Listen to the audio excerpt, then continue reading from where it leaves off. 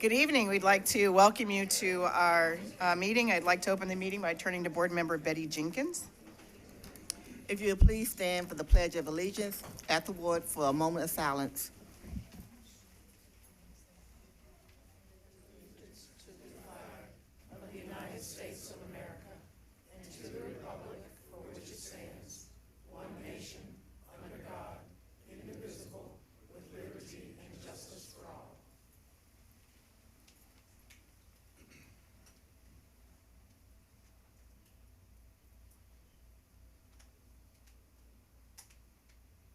Thank you.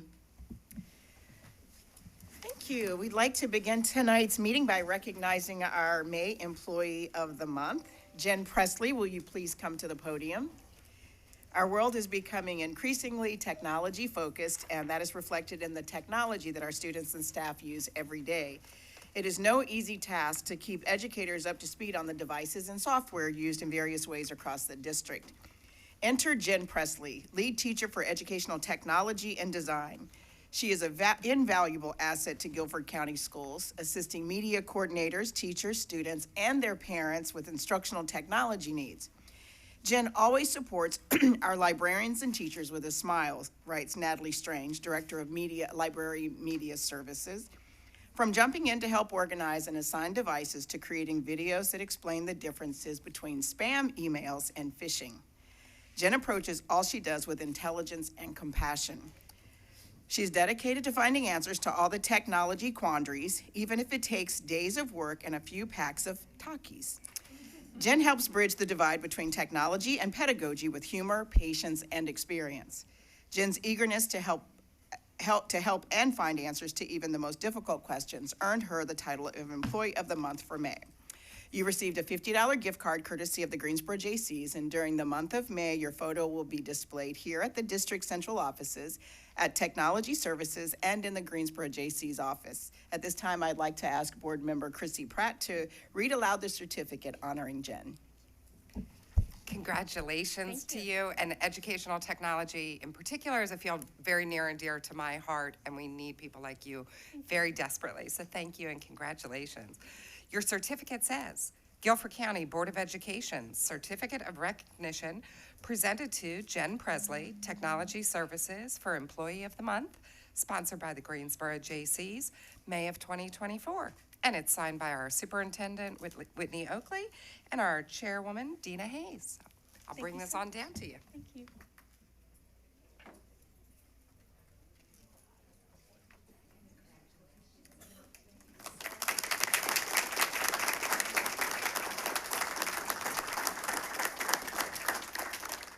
Thank you so much. Good evening, members of the board and Dr. Oakley. I am honored and humbled to be here. As a curious, somewhat geeky, pretty introverted former library kid who eventually became an English teacher and later found her way into instructional technology, I believe I have the best seat in the house in Guilford County Schools. You probably don't know much about my role because there's literally none other like it in the district. As the lead teacher of EdTech and Design, I primarily serve as a liaison between the talented staff in GCS Technology Services who design and support our technology infrastructure behind the scenes, and our tireless school library media coordinators who support, among many other things, putting that technology to use for the benefit of students. It's such a gift to be nestled between these two groups of people who are committed to ensuring that students have the tools they need, whether it's the Chromebook they hold in their hands to access a world of information, or the literacy and critical thinking skills they need in order to make sense of it all. I'm fortunate to work closely with the library media coordinators across the district. It's not much of an exaggeration to say that I practically lived in the school's library growing up. It was the hub of activity in my school, hosting everything from research sessions to study groups to after-school club meetings. I would head home and get fussed at for trying to do the laundry with a book in one hand. True story. The library was a place of ideas and acceptance, and I absolutely loved it. Today, our libraries are all that and so much more. I graduated from high school in 1986, back when IBM unveiled the first laptop computer, which definitely was not in any school library. This was a lifetime before students had access to the entire world in a back pocket or on their wrist. What hasn't changed is that our school library media coordinators continue to provide these magical spaces of acceptance and exploration. Only now they do it while also helping students navigate technology challenges, provide them resources to navigate the internet safely, and juggling any number of broken devices, all while ensuring that no student goes without those tools which have become central to instruction. So I'm especially grateful to give back to the specific community that nurtured me so well. I'm thankful to play a part in supporting them as they create similar experiences for today's students. Thank you to the GCS School Board and to the Greensboro JCs. Thank you. We'd like to invite you, your family, friends, and your colleagues to come so we can congratulate them as well. Thank you.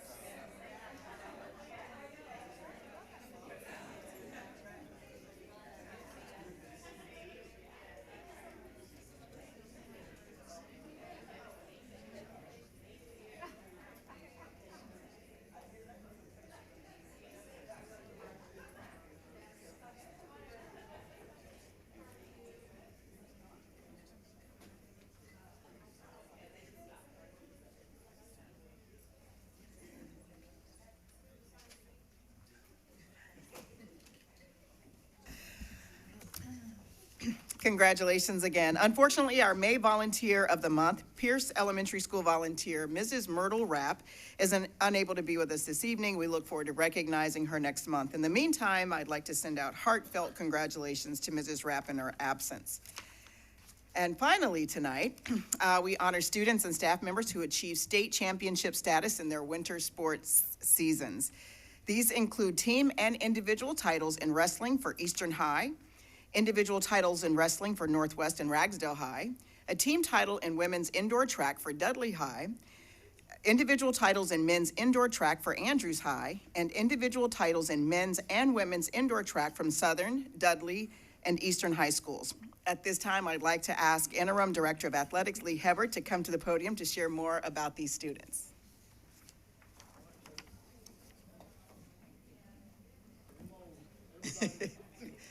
He's corralling everybody. Welcome, Lee. All the way to the end.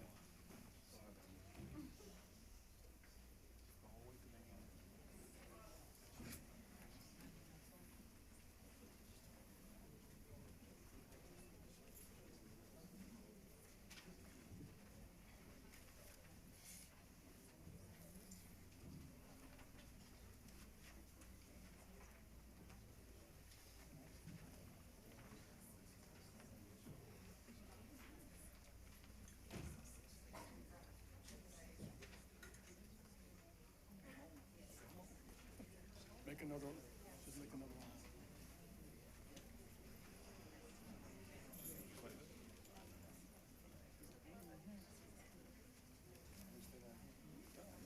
Up there somewhere.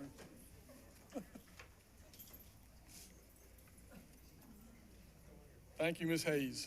I am certainly glad to be here this evening to recognize several teams and individuals for earning state championship titles during the winter sports season, as I always have. For these individuals, the hard work and sacrifices have paid off. I have a little tagline I often use with our athletic directors, making memories and building futures. These individuals right here have certainly fulfilled the making memories part of that little slogan I have. So we congratulate them for that. This outstanding group of athletes, we have a lot to cover, so let's move on. Each of these individuals is receiving a certificate, which I've already handed to the coaches for their outstanding achievement.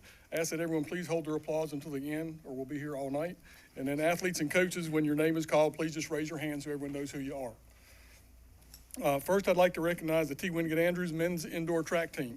Behind the strong performances of Janelle Harris, Corey McManus, Jeremiah King, and their relay teams, the Red Raiders piled up a total of 85 points on their way to their second state championship in indoor track. Outdistancing the nearest team, East Burke, who only had 66 points. Senior Zaman Timmons was recognized for sportsmanship in the 1A, 2A group.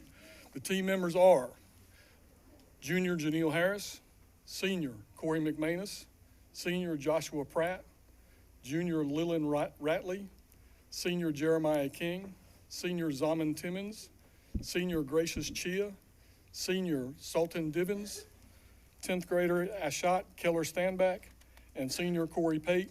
The Raiders are coached by Ty Mathis, who's the head coach, Eric Berry, Rashawn Noble, and Malcolm Gaither.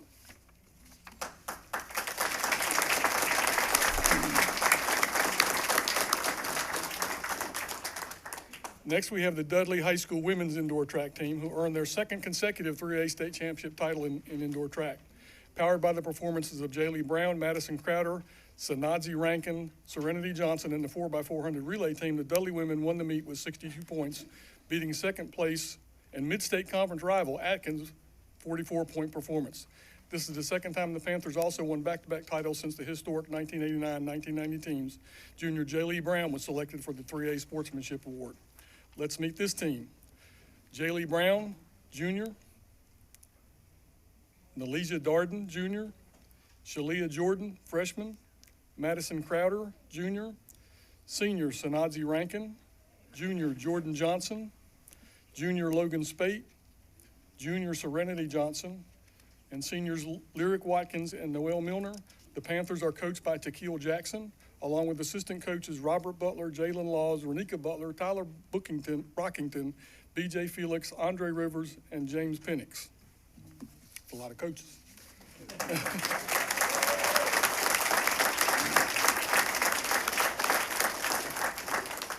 And then our final team to recognize this evening is from Eastern Guilford High School.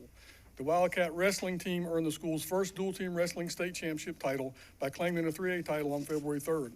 The Wildcats only lost one individual match before sealing the victory, defeating Union Pines by a score of 36-21.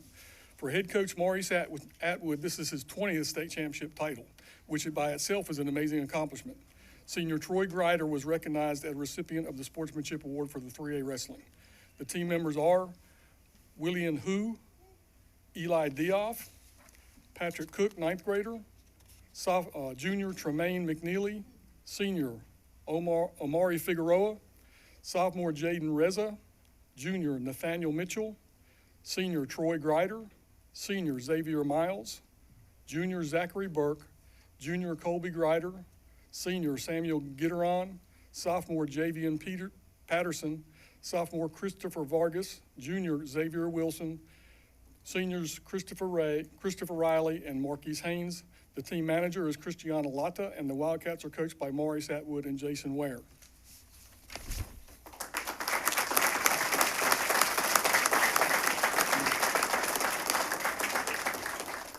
And as mentioned earlier, we have several individuals win state titles in their respective sports, so let's meet these successful individuals. From Northwest Guilford, Eli Pendergrass, Sr., won the 132-pound weight class in 4A wrestling. He's coached by Ron Baer. From Southern Guilford, Elizabeth Dean, a junior. She won the triple jump in 3A indoor track, coached by Larry Ratliff.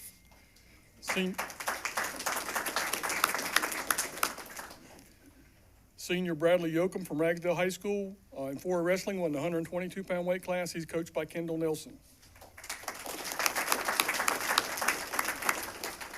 Xavier Wilson from Eastern Guilford, a junior, 215-pound champion in the 3A class, coached by Maurice Atwood. Justin Bryant from Eastern Guilford, senior, in 3A indoor track, won the 500-meter run, coached by Tim Bagamary.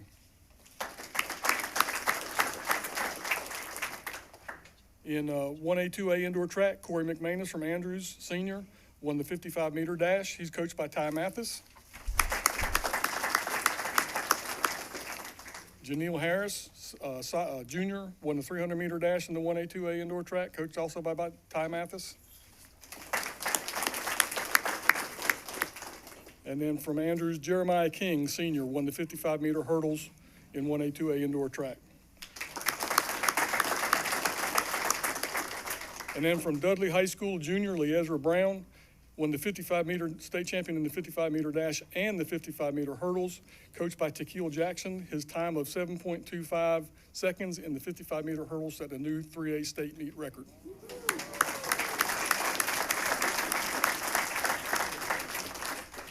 We are certainly proud of the accomplishments of these student athletes and appreciate how they have represented GCS along the way. Please join me in congratulating them on their state championship performance.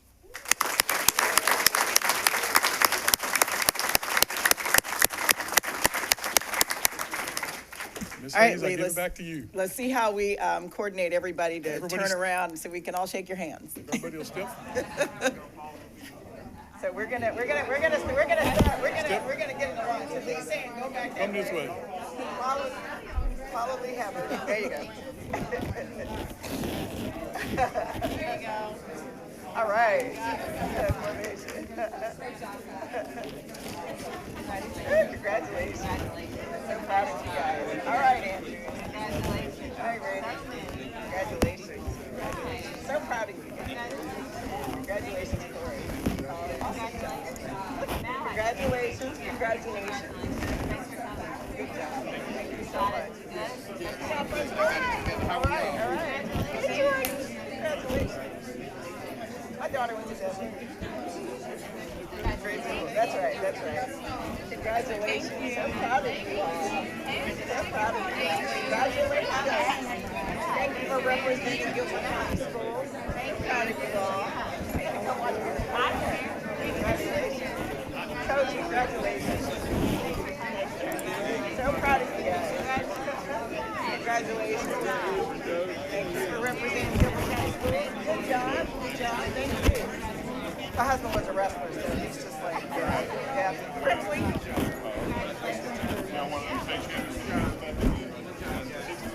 Oh, Cedric.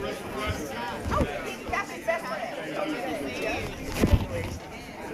Congratulations. Thank you. So proud of you all.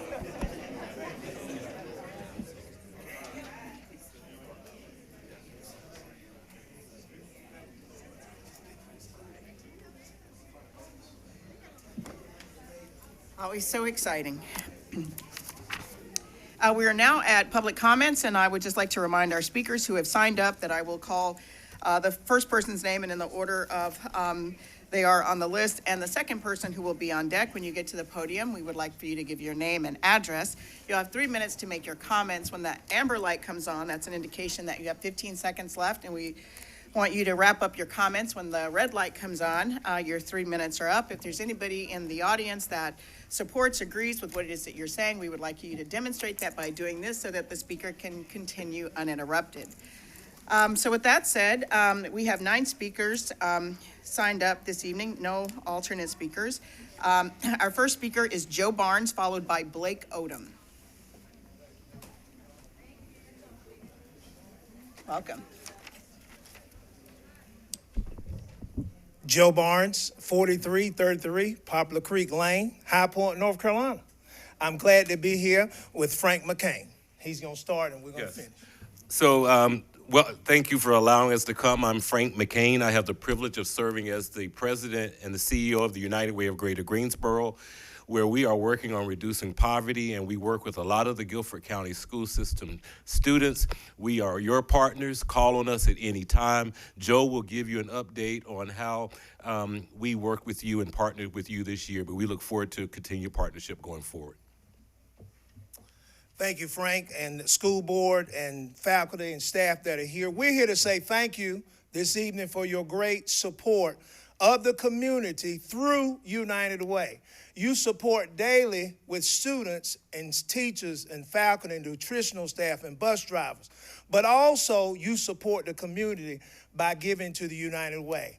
Your staff is employee giving only. So you are the #1 giver to the United Way that does not have a corporate gift or a corporate sponsorship. Now, combined county, you guys raised just shy, everybody say just shy of $300,000. Give yourselves a hand. You did that for the community and reinvested that back in the community. We both have certificates that we will share with you on behalf of your staff. We say thank you. I want to share this as I close today. Many people and organizations, they're either thermometers or thermostats. A thermostat only reflects the temperature of its environment, adjusting to situations. But a thermometer only reflects the temperature of its environment, adjusting to the situation. But a thermostat initiates action to change the temperature in its environment. Thank you to GCS for being, I want to say Guilford County Schools because I'm a proud product, for being a thermometer because you initiate change in our community. Thank you so much. Thank you, Mr. Barnes. Thank you, Mr. McCain. You can leave that with Chapel. You can leave that with Chapel. She'll make sure each of us gets one. Thank you so much. Our next speaker is Blake Odom, followed by Tanya Martin.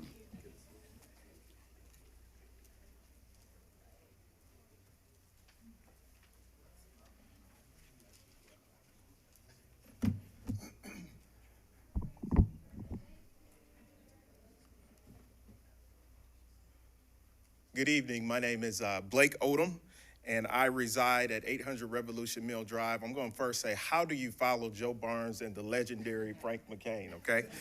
I'm here for one reason alone. I've been doing some work throughout Guilford County, exposing high school students to HBCUs. And while I am not yet a father, I am a staunch advocate for all children, especially those who are underserved.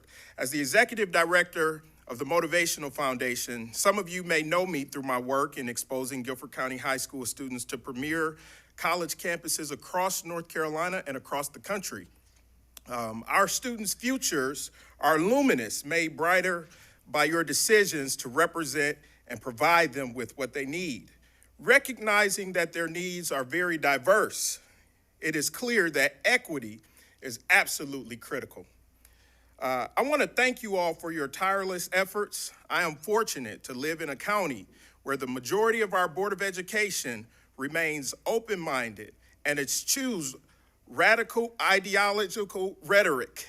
The board's commitment to truth, data-driven decisions, and listening to lived experiences within a historical context is absolutely commendable. I firmly believe that the majority of our community rejects the radical calls for book banning and school vouchers and underfunding schools and underpaying teachers and staff, and I deeply appreciate the majority of this board that stands against such divisive measures. However, there are those who seek to deny our students their First Amendment rights and consistently demonstrate a desire to undermine and dismantle the programs that fortify our public schools, which is why I'm here.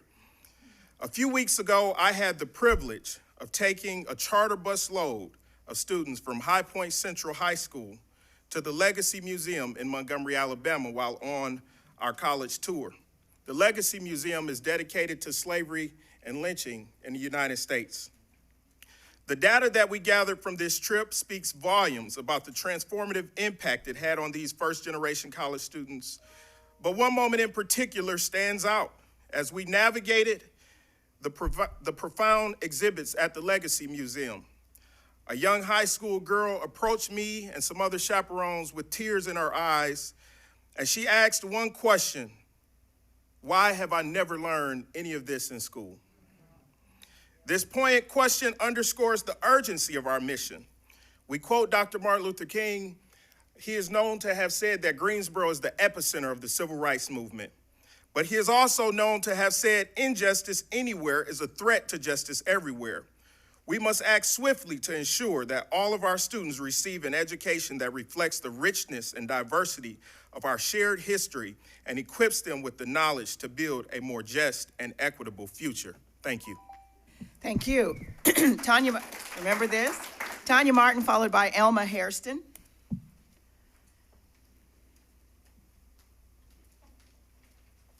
Welcome.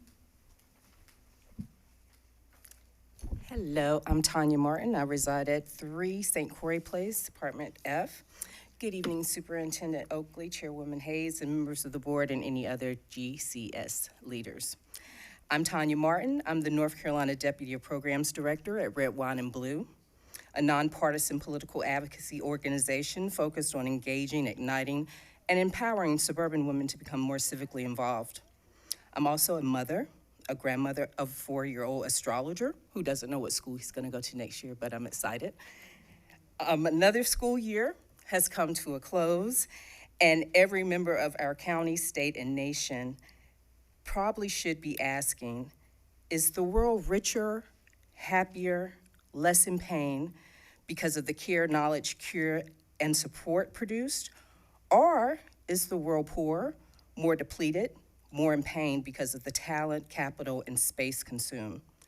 These two impacts on the world should be of great interest to all of us, but all-consuming to those who lead our schools and care for our children.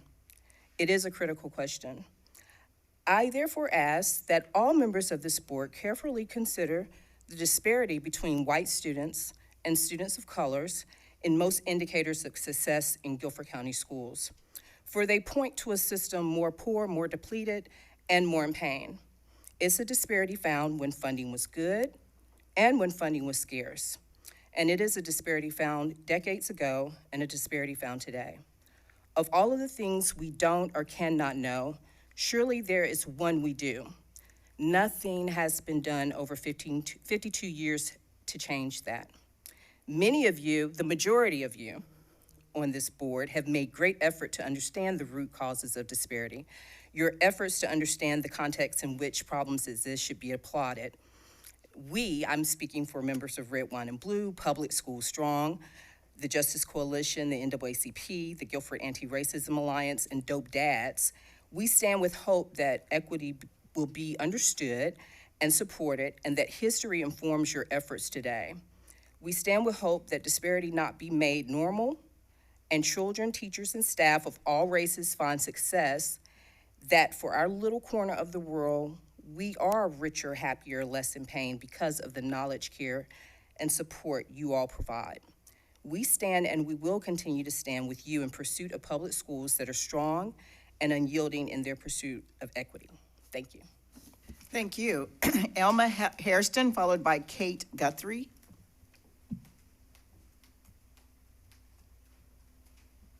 Welcome. Madam Chair, Madam Superintendent, and the Guilford County Board of Education, I, Dr. Elma Hairston, stand before you as president of the High Point NAACP to amplify the issue of public school segregation while our state's communities become more diverse. It is reported that High Point has one of the most culturally diverse communities in the country. As a matter of fact, North Carolina's public schools were a model for desegregation in the 1980s and 1990s, but various court decisions and policies have led us to the 21st century landscape in which we find ourselves. Experts say well-integrated schools lead to beneficial academic and personal outcomes for students from all backgrounds. As well, Gene Nichols, a scholar from the University of North Carolina at Greensboro, states in his book called Indecent Assembly that North Carolina was the envy of the country in days gone by because it had a very balanced political system. What happened? Glad you asked. In North Carolina, 1 in 4 Black students and nearly 1 in 5 Hispanic students now attend the intentionally segregated schools of color. That is defined as schools that are 90 to 100% non-whites. In the late 1980s, less than 5% of Black students attended highly segregated schools. Within intentionally segregated schools of color, in 2021, 82.6% of the students who are recipients of free and reduced price lunches is also segregated by race and poverty. What this means is schools have released from mandatory school desegregation plans, and school choice has been expanded without civil rights protections. Boundaries have been further drawn by residential segregation and ways to facilitate future further segregation. Quote, frankly, what's happening in North Carolina is happening across the country. The bottom line that studies show, segregated schools are associated with academic outcomes, lower academic outcomes, higher teacher and student turnover, and higher dropout rates. These trends have not been fueled by charter schools, but deliberately planned and strategically executed policy aimed at turning back the hands of time. Over 2/3 of the world are people of color. In the year 2045, the U.S. will join this trend. We must live together, we must educate our children together, and we must have mutual respect for one another.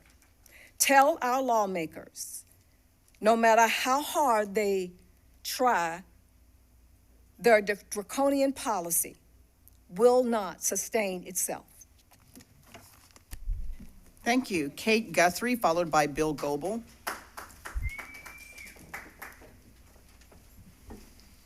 Welcome. My name is Kate Guthrie. I live at 2407 Camden Road. Madam Chair, members of the board, and Dr. Oakley, I am the proud parent of a second grader and a kindergartner who are Lindley Lions. We live right down the road from Lindley Elementary, which has gotten quite a bit of air time and conversations in the past few months, and I'm not here tonight to talk about that. Aside from saying many of us are very eager to see the process move forward and trust you to continue to listen to all voices in the community and do what is best and find the best building for the educational needs of our children. At this point in our family's life, we have the luxury to sit down to dinner together most nights. And while the actual sitting may be brief, we try to tap into what the day was like aside from the surefire conversation of what did you have for lunch today, which often results in a debate on the merits of corn dog nuggets versus chicken nuggets. And during dinner recently, my kindergartner noted this. It seems that each class has one bad kid. And what she means by that is a kid who consistently doesn't get off the chart and get to go to the treasure chest. My other kid noticed one day, why is it that the kids who ride the bus have brown skin, but most of the kids who are walking have white skin? In other words, they are noticing patterns. Noticing patterns is important, particularly when it comes to patterns that cause harm in our communities. Patterns around racial disparity in academic outcomes, patterns around public money being shifted to enrich private schools, patterns around wealth and income disparity, patterns around mental health needs, patterns around who gets the ears of elected officials as well as their time, to name a few. And while it might seem like this moment feels unique, these patterns are not unique. Especially the challenges are not new. My 6-year-old and my 8-year-old can see these patterns. And we do our best to help them frame them in a larger historical narrative that includes systemic racism and acknowledging the privilege that they have due to a variety of their identities.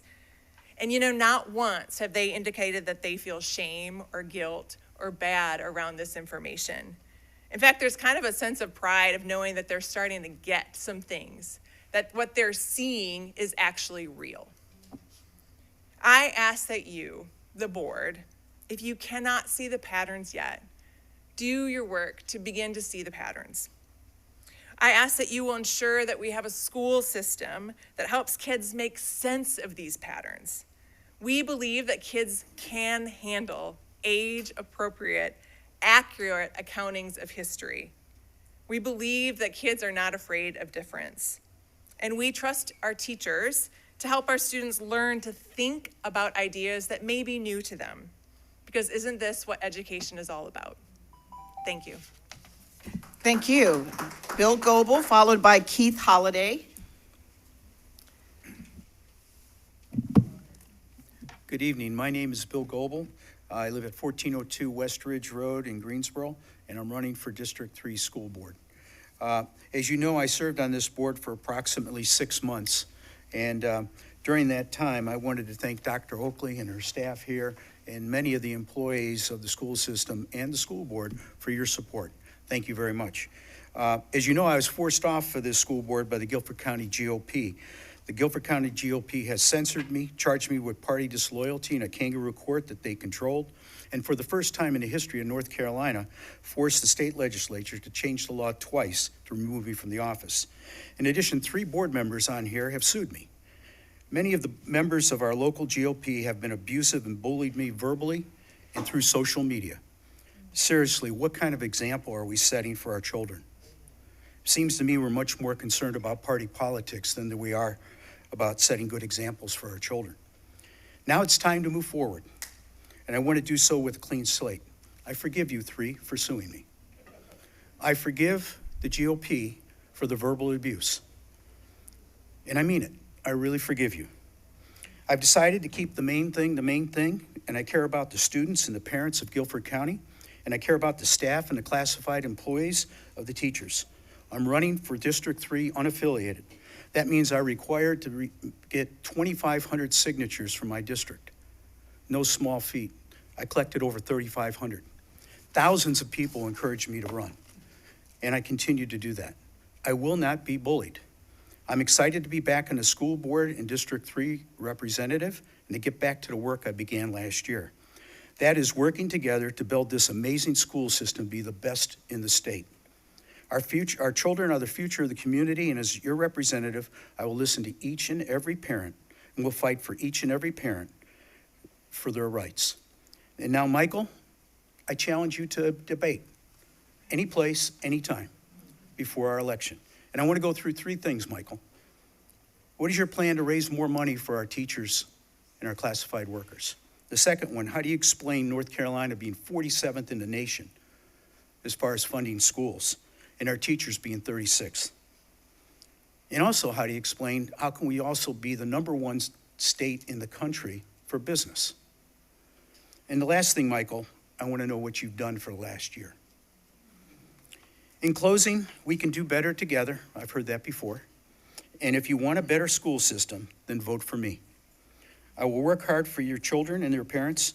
My name is Bill Goebel. I'm running for school board in November. Thank you. Thank you. Keith Holliday, followed by Heather Scafone. Welcome, former mayor.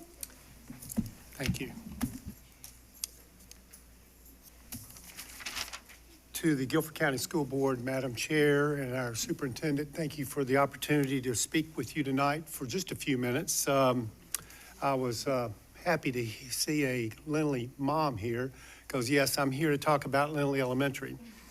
Yeah, surprise, surprise. But before I do, I want to thank you all for what you're doing to make Guilford County schools the best schools in the state of North Carolina, period. Y'all do a great job. It's a thankless job. It's yeoman's work, and I, for one, very much appreciate it. It won't take me just a few minutes, but I am representing a ad hoc group called the Lindley Elementary Preservation Adaptive Reuse Committee. That's a mouthful. We have been working together for several months now, trying to think in terms of how Lindley Elementary could be preserved or readapted for use. We started from a petition that was on social media, and it was just amazing the people who were signing up on the petition to say save Lindley Elementary. We think we've got some ideas that have got some legs that will be very beneficial in a win-win situation. To begin with, a few years ago, I actually attended Lindley Elementary. Now, I had two classes. One was my normal class, and the other was in the office. I kept good company with Mr. Gardner, our principal. He just liked me for some reason and had me down there often. But it did give me a sense of pride of what Lindley was all about and how much I enjoyed driving by and seeing it on a regular basis.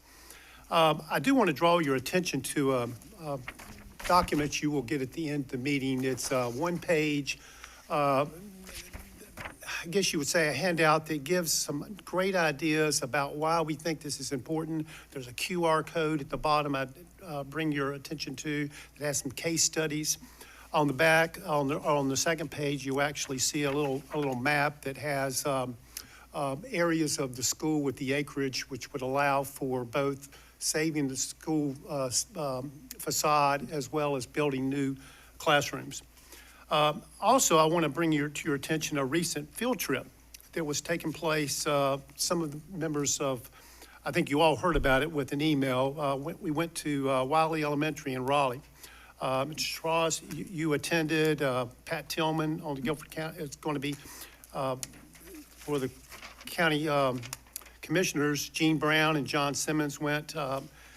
There is just almost a perfect example at Wiley that shows the school almost identical to Lindley that was saved, and then the additional new facilities that were built around it.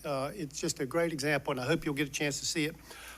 Lastly, the report's going to be coming out about the facilities report. We look forward to talking about that possibility. Thank you very much for allowing me to give me the talk. Thank you. Heather Scafone, followed by our final speaker, John DeBeer. I hope I said your name right. Scavone. I'll take Scavone or Scavoni. I'm only Italian Scavoni. by association with my husband, so. Heather Scavoni, 1315 Lakewood Drive in Greensboro. So, good evening. I am coming before you tonight with a discrete issue, and I have a specific solution to propose. So it's not large and amorphous and untackleable. It's something that can be tackled. I don't know if I can as a speaker, but I'd like to ratify overwhelmingly the things that speakers before me have said, which I agree with overwhelmingly. So I want to start by giving some really well-deserved accolades before I raise the concern that I have. I have 3 kids in Guilford County schools spanning 1st, 4th, and 11th grade. And they have all attended Title I schools throughout the 12 years I've had kids in schools. And I just want to express a really deep gratitude for the teachers and the staff and the administrators at Moorhead Elementary. I really cannot overstate what an incredible school that is and what a gift they give to the children and the families in Guilford County. Being a Title I school, Moorhead it's actually an illustration of some of the things that we've been talking about would be great if we could achieve across the board. They have intersectional diversity, so economic diversity and racial diversity, and they have like eviscerated the achievement gap. I mean, it's a remarkable place. It's not just the kids that have extra resources at home that are learning. The teachers at that school are reaching all the kids, and it really just is remarkable. So the reason I start with this praise is because I wanted to recognize the outstanding work that they're doing at Moorhead, but also because I think we really, in particular, need to be thoughtful at Title I schools about teacher retention. And we need to avoid policies that are detrimental to teachers' pedagogy and to student learning and to student safety. So where something is working at a school, let's not take actions that cause them to lose their teachers and their staff. And my concern is that the approach that GCS has used this past year for schools that also serve as polling places during voting has compromised student learning and student safety, and I'm sure has been detrimental to teacher retention by making educators' jobs harder than they need to be. So in March, for the primary elections, polling split place schools had K through 12 students stay home and do virtual learning, while other campuses operated normally with in-person instruction. As you're probably aware, schools that serve as polling places are overwhelmingly Title I schools. Also, after the pandemic, we have really persuasive evidence that online learning is an exceptionally poor substitute for in-person learning, and particularly for economically disadvantaged students. And so we want to reduce the achievement gap, not cause it to be increased. So the solution here is that we need to have mandatory or optional teacher work days. This is also, if I can, just 1 second, having the runoff election students continued in person while members of the public streamed in and out of the school without any security. So that's also not an acceptable option. We don't want to look like our safety measures are just optics. But having optional or mandatory teacher work days can alleviate both situations. Thank you. Thank you. And our final speaker, John DeBeer. Welcome. Madam Chair, Superintendent Oakley, members of the board, I want to thank you for your continuing work on behalf of the students. I take note especially of a report on a protest at Grimsley High School recently. News and Record recorded that as an uneventful protest, and that seemed to me the wrong choice of words. Firstly, that it was allowed to happen at all was a very significant event and required the school authorities to take a stand for First Amendment rights and to work with the students who were able then to execute a protest peacefully and thoughtfully, and it really greatly strengthened, I believe, our community's sense that we can actually be together in disagreement and be thoughtful and polite and considerate of one another. There was concern that this was a disruptive event and would make some people uncomfortable, and perhaps it did. But I wonder how many of the students who are up here being awarded for their performance in the winter sports would be here if the coaches were instructed not to make any of them uncomfortable at any time. You can't learn anything without being uncomfortable. Being uncomfortable means to notice that you don't have all the answers, that what you thought before was maybe wrong, and that perhaps even you need to change how you think and behave. That makes us all uncomfortable. But we're in a world where it's changing so rapidly that nobody knows exactly how to proceed. We all are going to make mistakes. And our task is to raise up children to be resilient so that they can engage each other in vigorous conversation and debate and pay attention to the facts on the ground and the differences that they're seeing so that they can be the people in the future who will be able to help our country and the world survive. So I really do want to thank you for the leadership that you took and the stand that you took, and may you take many more in the future. Thank you, and that concludes our public comments. We are now at approval of the agenda. Move the agenda. Is there a second? All those in favor say aye. Aye. Any opposed? All right, we are now at the nomination to name the lobby of the Penn Building at Penn Griffin School for the Arts. I'll turn to Facilities Naming Committee Chair Deborah Knepper. Thank you, Madam Chair. The proposed naming honors the 26th William Penn High School, now part of Penn Griffin School for the Arts students, led by Reverend Benjamin E. Cox, who conducted the first high school student-led lunch counter sit-in on February 11th of 1960. By taking a seat at their local Woolworths counter, they bravely took a stand against racial inequality and marked a turning point in the civil rights movement in High Point and across the South. 2 comments were received during the 30-day public comment period that opened at the last board meeting, and that ended on May 16th. Those comments are attached to the agenda for this meeting and are viewable online. So in accordance with Board Policy 9300, naming or renaming of facilities, I would like to make a motion to open a public hearing on the nomination to name the lobby of the Penn Griffin Building at Penn Griffin School for the Arts, the February 11th lobby. Second. Thank you. We will now hold a public hearing on the nomination. Is there anyone here to speak to this?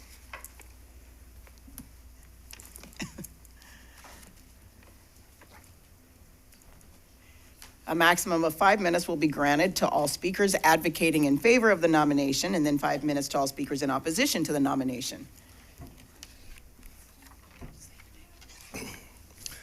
Once again, name is Joe Barnes, High Point, North Carolina. I was not aware that this was going on, but it's good to be in the right place at the right time. On behalf of my godmother, Mrs. Mary Lou Blakeney, who was one of the original 26 students that did, from a high school student from historic William Penn High School, we agree 100% with that proposal, and thank you for the consideration of naming the hall February 11th, 1960, naming that hall in that. So thank you to the school board, thank you to whoever brought up the idea, and we appreciate that so much. Thank you, Mr. Barnes.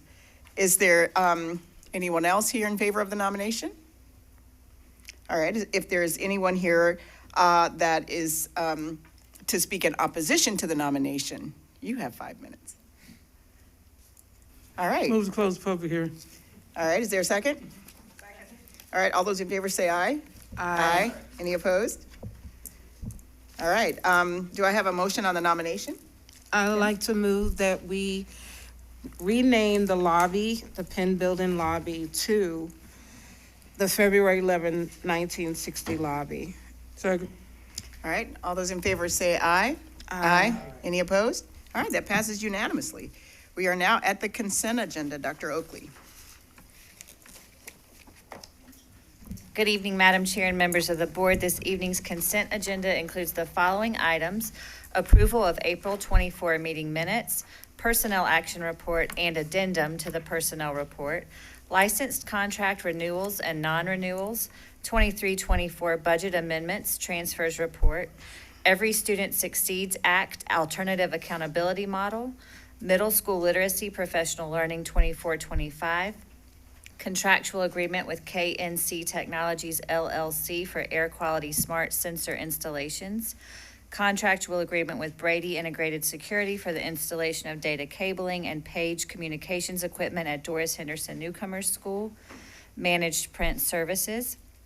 Project ordinance revisions for construction of new and replacement schools.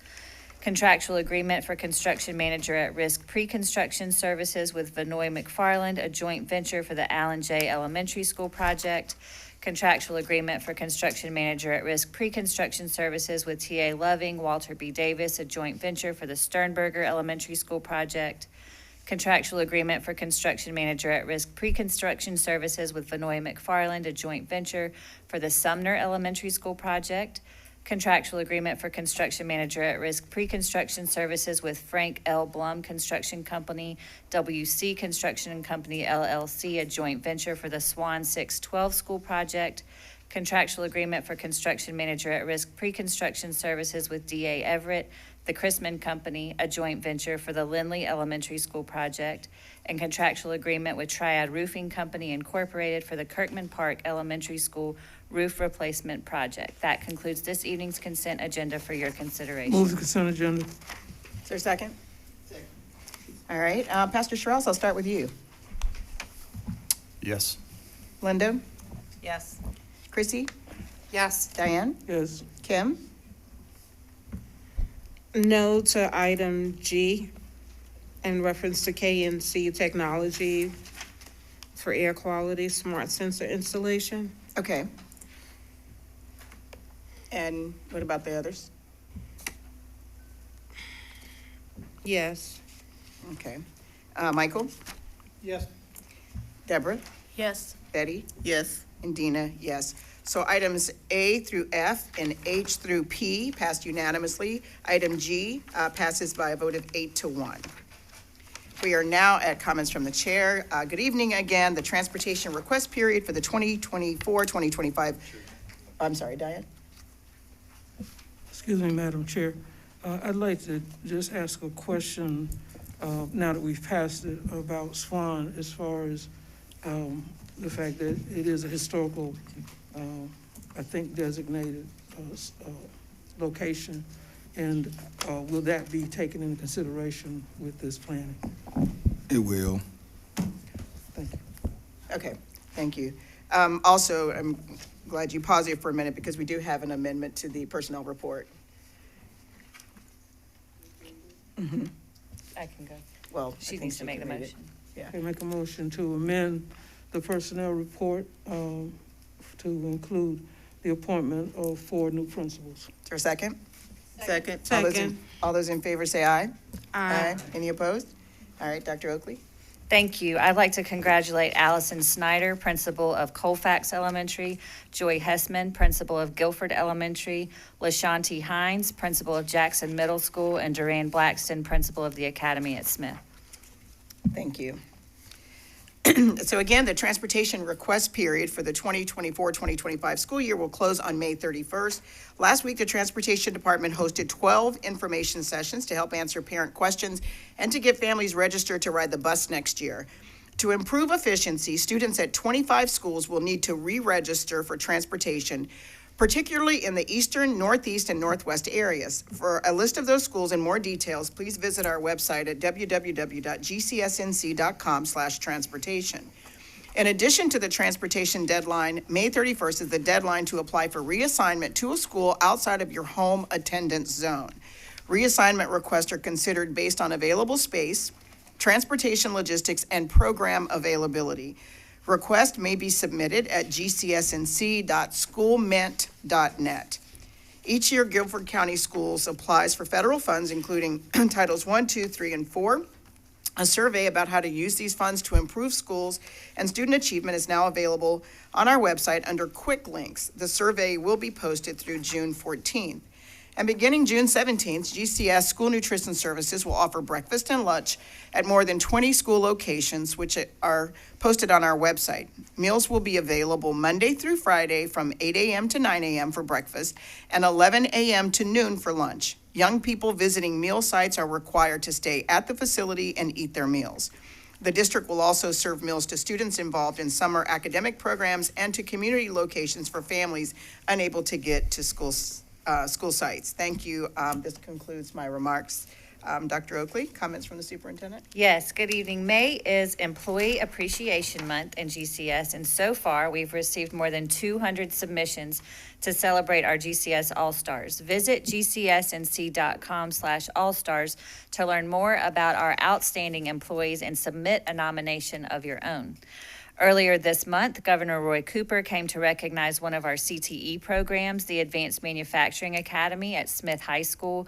He toured the facility and met with students and staff, and while he was there, he spoke about his budget proposal, and he signed a proclamation for Teacher Appreciation Week and Teacher Appreciation Day for the state of North Carolina. In addition, last week, Smith High hosted an international delegation in partnership with the North Carolina chapter of the Federation for Advanced Manufacturing Education, also known as NC FAME, highlighting the Advanced Manufacturing Academy and our partnership with Toyota. We're proud to be an example of the positive things that happen when districts and industry work together to generate economic growth and strengthen our communities. Another recent visit featured our partnerships with health providers and local nonprofits to focus on student health and wellness.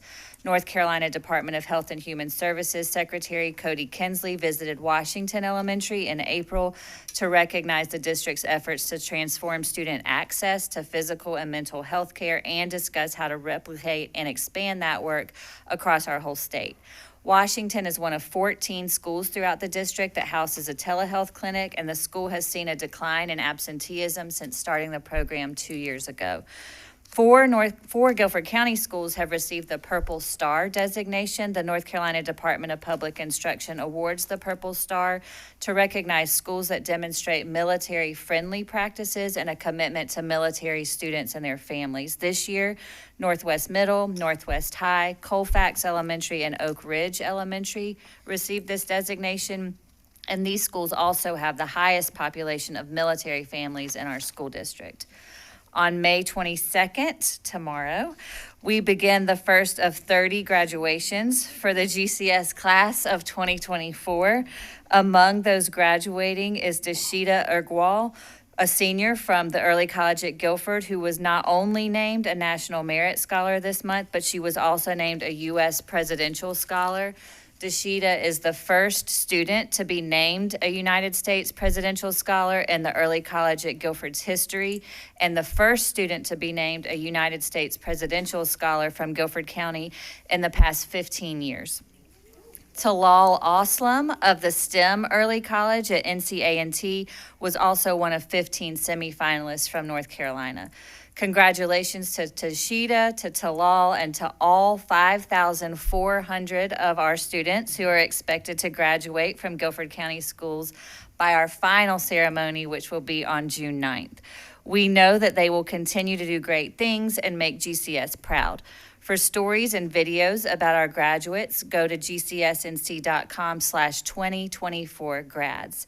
This concludes my remarks, but we will provide a brief budget update, and so Tyler Beck and Julius Monk will join me to do that.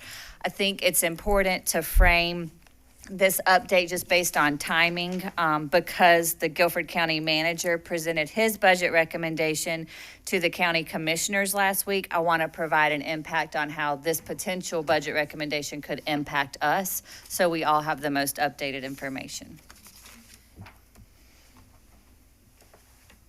The first thing we'll look at is just something you've seen before, but want to just situate us where we are in the budget process. We know that, like ours, the county's budget is a process, and we want everybody to understand where we are on the timeline. We also want you to know that we've been invited to join the county's June 11th budget work session, so we will be there in attendance for that. Before I pass it to Mr. Beck to provide an analysis of the county manager's recommendation, I do want to highlight a few things. First, Guilford County's per pupil total appropriation is lower than that of many counties, including our peer and our nearby counties. According to data in the North Carolina Public School Statistical Profile, Guilford County's ranking slid from 11th in 2012-2013 to 13th in 22-23. So this chart that you see here shows the local per pupil appropriation amount for the highest 10 ranked districts in 22-23, along with Guilford and Forsyth with their corresponding per pupil appropriation amount for 22-23.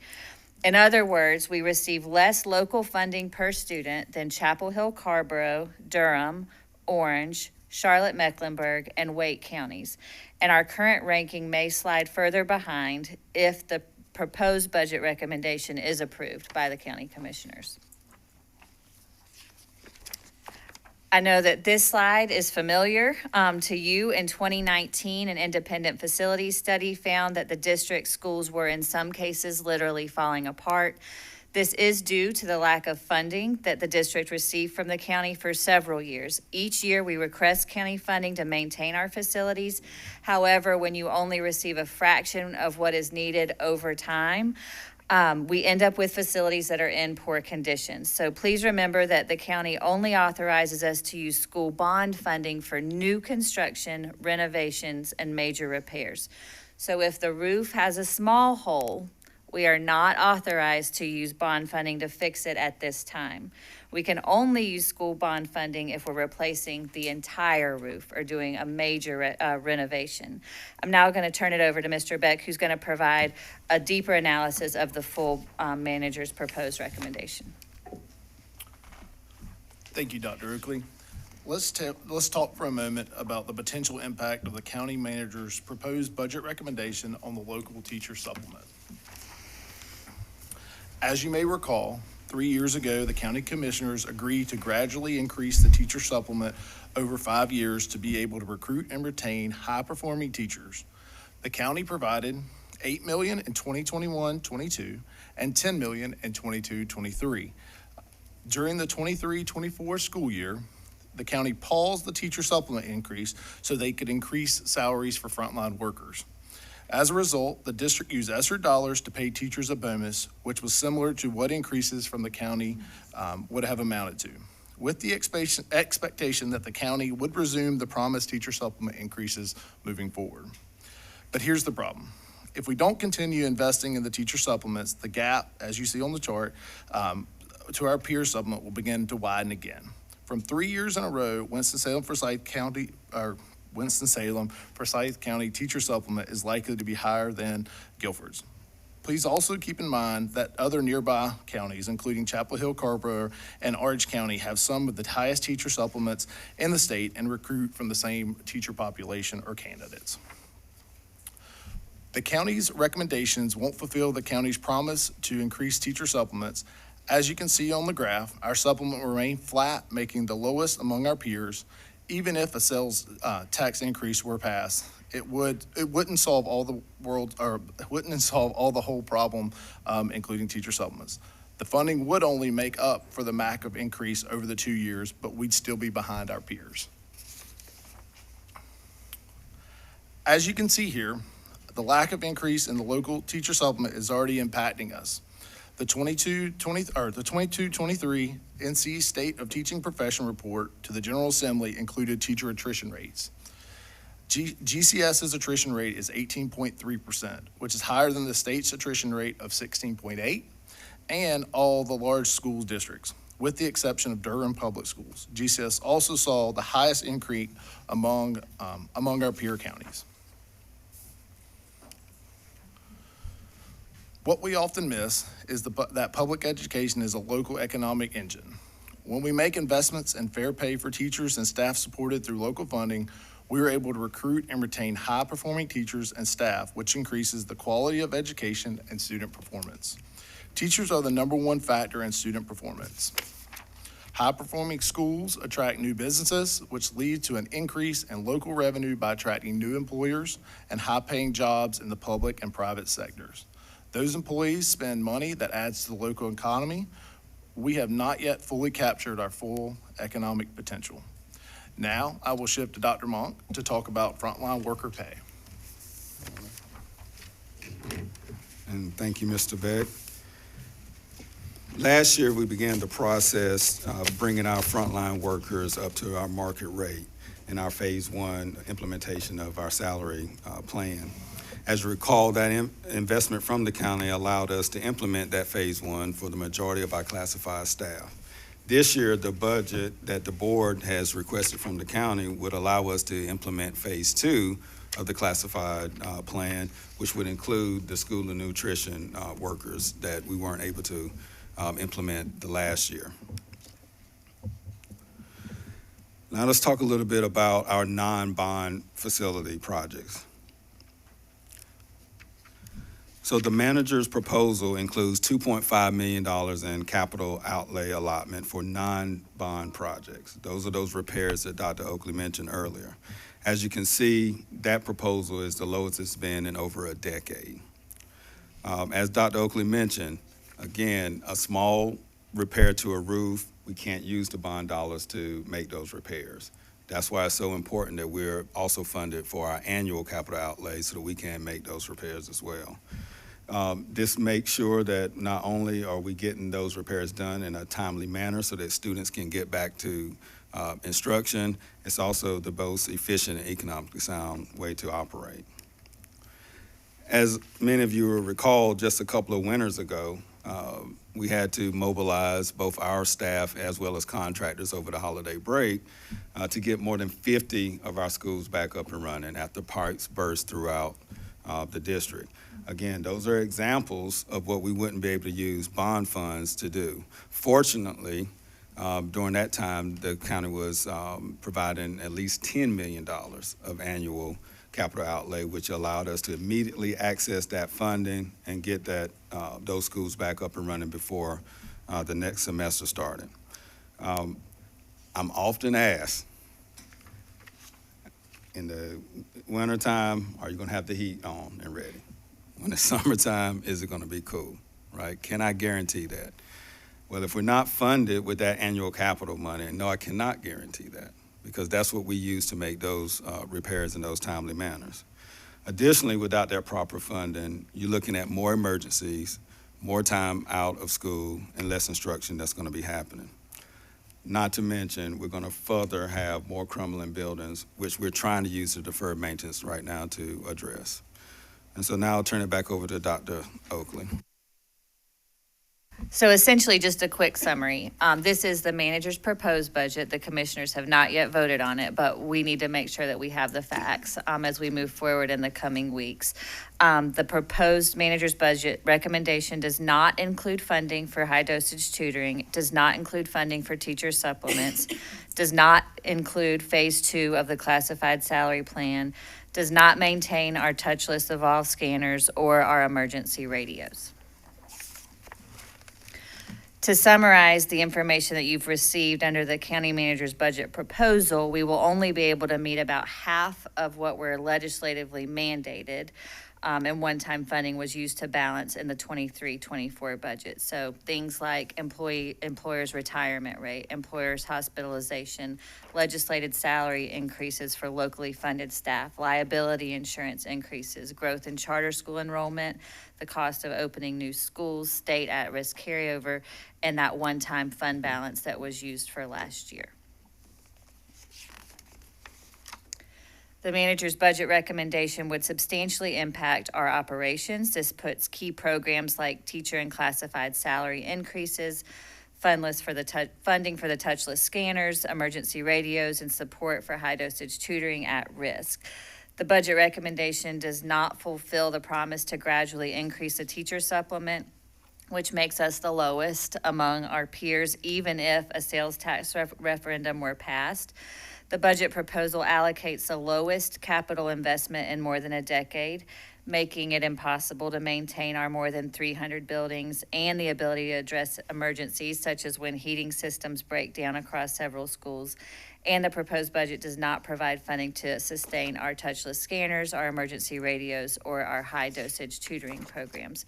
So, of course, as you saw on the timeline, there's public hearings that are left. We'll go and present at work sessions. But this is the initial, just having a few days since we saw the proposed recommendation, follow up based on what we've been able to analyze to date. So with that, we're willing to answer any questions that you have. Kim, then Deborah, and Diane. Good evening again. How long does it take for a school to need a repair after it's been built? Like a new school, like what is the average timing on that? I think it depends because each system has a different lifespan, but I mean, you can start repairing the roof a couple of years after, just depending on the wear and tear that it may sustain over that time. So just for clarity's sake, as we are doing our facility, rolling out the facilities master plan, at the same time, we are responsible for sustaining our buildings, repairing those buildings. And you stated that they are decreasing, Dr. Oakley, the yearly budget for repairing our schools and sustaining. Correct. So it's just like a snowball effect that while we're trying to repair and build at the same time, even the buildings that we're building could then need some type of repair. Correct. Okay, thank you. Thank you, Deborah, and then Diane. And Dr. Monk, I believe this one was probably for you too. I'm looking at page 12 with the capital outlay budget for the non-bond projects, and I'm just looking at the numbers as they go from year to year. And do we know exactly how they come about with the funding numbers for this? Because especially in the last 5 years, these numbers are all over the place. They're up and down. Do we supply them with an average of what we need for repairs for the non-bond projects and things like that? Do you know how they get this number? I don't know how they calculate what they give to us, but we did provide a rationale for the $17.7 million that we asked for. Primarily, the $7.5 million was just for HVAC repairs, which we've, over the past couple of years, been able to use ESSER funding for, which won't be available for with us for this upcoming school year. So that is a key priority for us. And in addition to that, we also use capital funding to buy to purchase vehicles, band uniforms, things like that as well. Sure. And so when we're looking at these asks that we present to the county commissioners, we lay precedent behind the ask for them. We do. And we can look at it and say solidly, this is where we're spending all this money from. I just want to make sure that we're not walking in the door. I know that you don't walk in the door with nothing behind what your ask is. And so that's why I'm trying to figure out how this number is pinging all over the place, especially when it seems to peak right when our ESSER dollars hit. But I suppose that is be a question for that work session. Thank you. Thank you, Diane. Okay, I think I heard Mr. Beck make a reference to a possible sales tax. Well, I'm an old owl in this barn, and we've tried sales tax referendums at least 5 times, and they have failed. And with the economy and everything the way it is this time, I got a feeling it won't work again. I think this is for the citizens, the constituents. Look at the business growth in Guilford County over the last 5 years. And that business growth is tied to tax revenue that should be coming into the coffers of Guilford County, which means then that there should be money to afford everything that the superintendent and staff have said we need. And they have reneged while growth continues. And some of these companies are not little itty bitty companies. And I know, and folks need to ask the right questions. What is the revenue generated by new businesses coming in? Now, we give out incentives, which come from where? Their budget. So if they can give incentives, they can pay staff that works here. You got 10,000 employees who want the same quality of life as new people coming to Guilford County. And I feel like we need to stop playing these games and saying we can't afford to pay for education. Secondly, I think you said, Madam Superintendent, that we're gonna graduate 5,400. These are workers. And if we believe that these students are leaving here qualified enough to go into the workforce, and some of them are not gonna move out from their mom and daddy, so they're gonna stay right here in Guilford County, then they ought to be able to get jobs that pay a livable wage so that they can move out for mom and daddy, or that they can then get whatever they want to do with that money. So, you know, and they become taxpayers. That's 5,400 people who become taxpayers, whether it's sales tax or whatever kind of tax that they pay. They're gonna buy a car, there's tax. If they're gonna buy pocketbooks, there's tax. So I appeal to the constituents to be, you know, really trying to have a conversation with your elected officials, which are your county commissioners, some of them who are running for office this year, either to keep promises that they have made, that they're going to support education in Guilford County, or they don't need to be where they are. So that wasn't really a question, but I just want folks to know that the quarter-cent sales tax is just a ruse. It's not what needs to happen. What needs to happen is Guilford County commissioners need to step up and pay for public education. And I don't care if they don't like what I say. I'm gonna say it anyway. Secondly, Dr. Monk, on page 13, okay. I know you have the cost of any damages, but you also are having a lot of costs by having lack of staff. Is that not correct? That's correct. Okay, and if it's okay for you to say, what would you say the average cost for having to go outside when we aren't able to have somebody who can do the job in-house is costing us? Or do you have that? I don't, but I can, you know, say that they are earning a market rate, and then the contractor that we're working with is going to charge us overhead and profit on top of that market rate that they're going to pay that employee. So we already know that the cost of the repair is going to be more to contract it out than to do it in-house. Okay, my point is simply that it's not just the cost of the repair itself. We got to have the workers to be able to do that.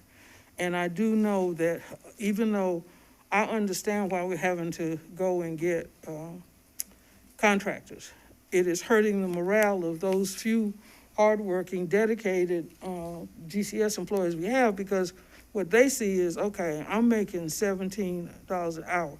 You bring in a guy who's making $50 an hour.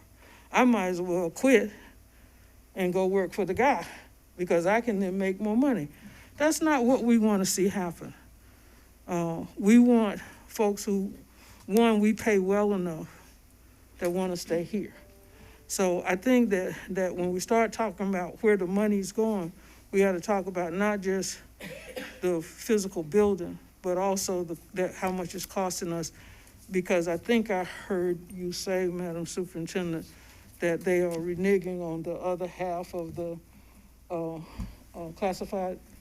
The commissioners haven't voted on anything. Okay. So I think it's important to potentially. remember that this is the manager's recommendation, and then we follow the steps in the timeline. But I didn't want this board to not know what the impact of this potential recommendation would be on our operations. Okay, so the potential recommendation is not to finish that. It does not include anything for the teacher supplement. Okay, all right. Well, I can say it if you can't say it. They're not gonna pay it, which they promised to do.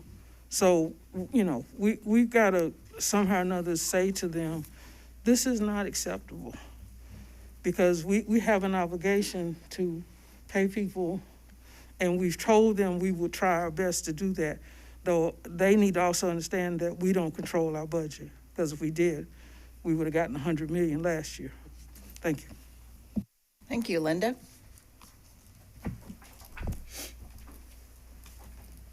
Cost of construction, cost of skilled labor has escalated drastically. We have seen that in the bond. We have seen twice what we were expecting in costs, correct? That's correct. That would also impact our materials. Yes. So we are dealing with an inflation-oriented environment and supply chain. Correct. All right. So instead of looking at it that we need additional dollars to handle the impact of that inflation, they have cut us down to basically nothing. all right? We have still a lot of buildings out there that have not been touched, that we're just trying to keep maintained, all right? So, you know, you're giving us 2.5 million, and we have how many, we're gonna build what, 17 new schools? About 20, All right, 20 and renovate how many schools? as much as that 500 million can take us. Okay, but we're not going to get to over 50%. Correct. We're going to still have a lot of schools that need a lot of maintenance. And how we got in this problem to begin with was what? Not getting the funding we needed to maintain our buildings, correct? Yes. That's the reason we ended up with this huge bond, okay? So, you know, for me, this is totally unacceptable to go totally backwards in a time where we are dealing with extreme inflation. And for me, it's unacceptable. It's ridiculous because we cannot maintain 50 over all these older schools. And there is going to be, hey, I need you to come fix, you know, some tweak, or come fix an electric outfit, or come fix a sink, a toilet, whatever. That's what we do with those dollars, correct? That's correct. Or we need we can't replace the whole unit, the boiler, the cooling unit. So we need you to come, which can be still could be in the thousands of dollars to fix that, correct? That's right. So, you know, to go backwards like this in a high-cost inflationary situation is unacceptable. What are we going to do when we don't have any money? Because where do you get those dollars from? If we run out of capital dollars, where do those dollars come from? Are we going to have to run to the county commissioners and say we have an emergency, please give us some more money? Is that what we would have to do? What do we do? I'm asking seriously, what do we do? Because that's where the money has to come from. Because everything's got buckets. So even though we may have money over here, we can't use that money to fix the schools, correct? You're right. That's right. So the only thing I see that we're going to have to do, which 2.5 million at this point is ridiculous, is go back to the county commissioners on an emergency basis and say, help us. Not acceptable. Okay, then let's get to our teachers. I'm just fiberglass. You know, they made a promise to these teachers that they would provide this supplement. They asked us to give them a break and let them get by that, correct? Now, so at this point, we're already behind. And you can see the numbers that we are drastically behind. And now we want to put this tax out here, right? You know what? You know what you need with a tax like that? You need trust. Trust that you're going to follow through on what you said, right? Now, we're not going to give what we promised, right? Which we already gave them a pass on. But yet they want us to put this quarter-cent tax out there and believe that they're going to do what they're supposed to do. It doesn't work that way. So I can tell them if these teachers don't receive the money they were promised, you can dang well be sure they're not going to believe you when you ask them to support that tax. Just making it clear as day. So we cannot afford to be with the lowest supplement with all these major districts around us, all of them growing at the same pace we are growing. We are drawing in people left and right, and our schools are going to grow. All right? They're growing in the eastern side, they're growing in the south side, they're growing all over. We're going to need teachers. Now, which county are you going to? All right? Which county are you going to? I've got a county over there paying $10,000. Am I going to come down here and get pittance? The cost of living is going up.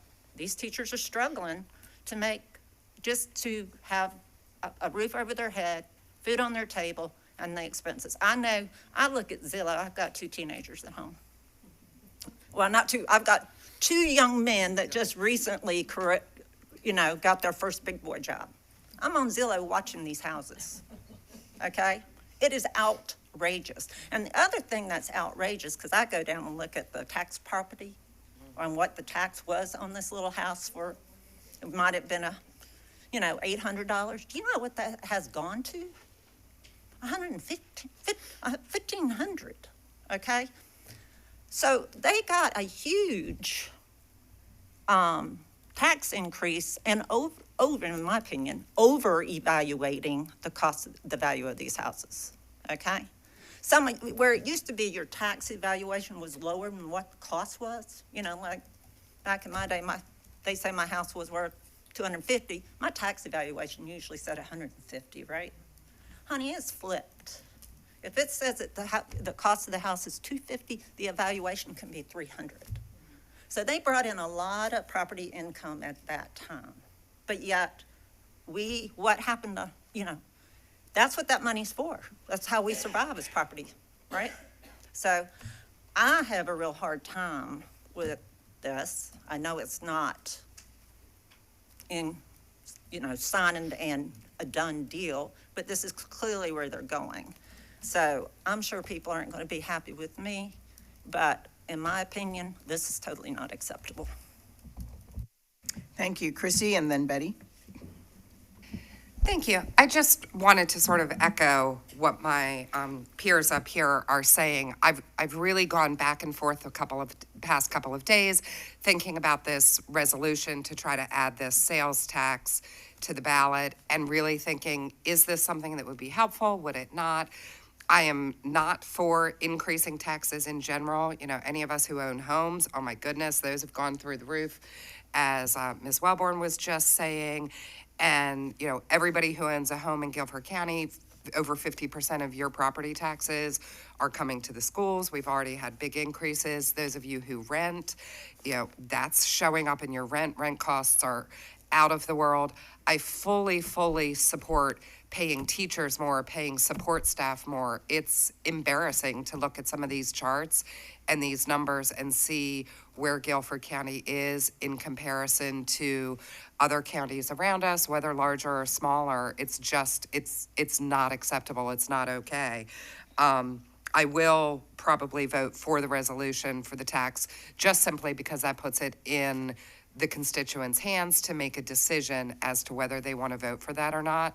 But I wholeheartedly echo what people are saying, that, you know, the county commissioners have not lived up to the promises that they have given Guilford County schools, and they're letting the schools down. And I think it's really important for people to reach out to them and say, we need to be supporting our schools. I know Dr. Oakley and her staff have worked very hard to figure out where they can make cuts, where they can find efficiencies, try to make, you know, fewer expenses for the schools.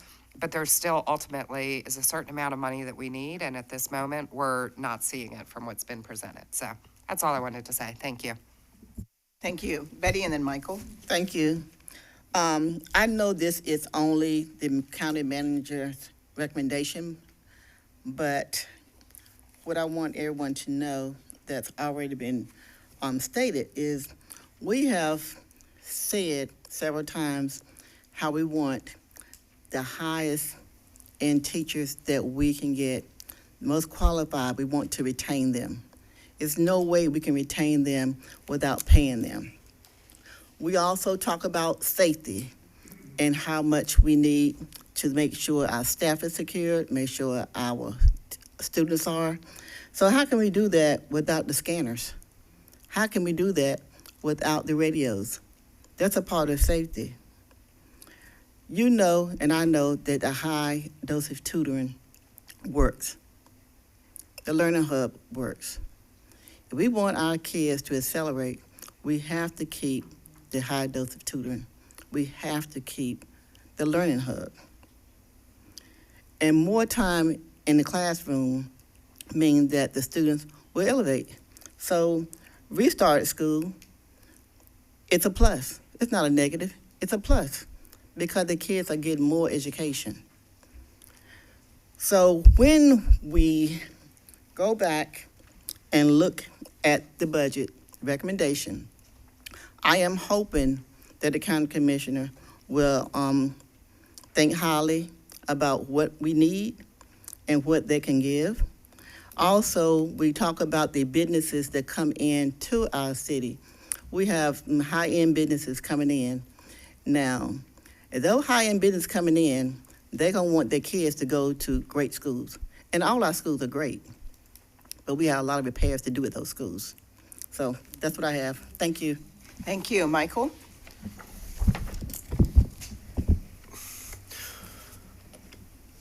Well, we've attacked the legislature. We're now attacking the county commissioners.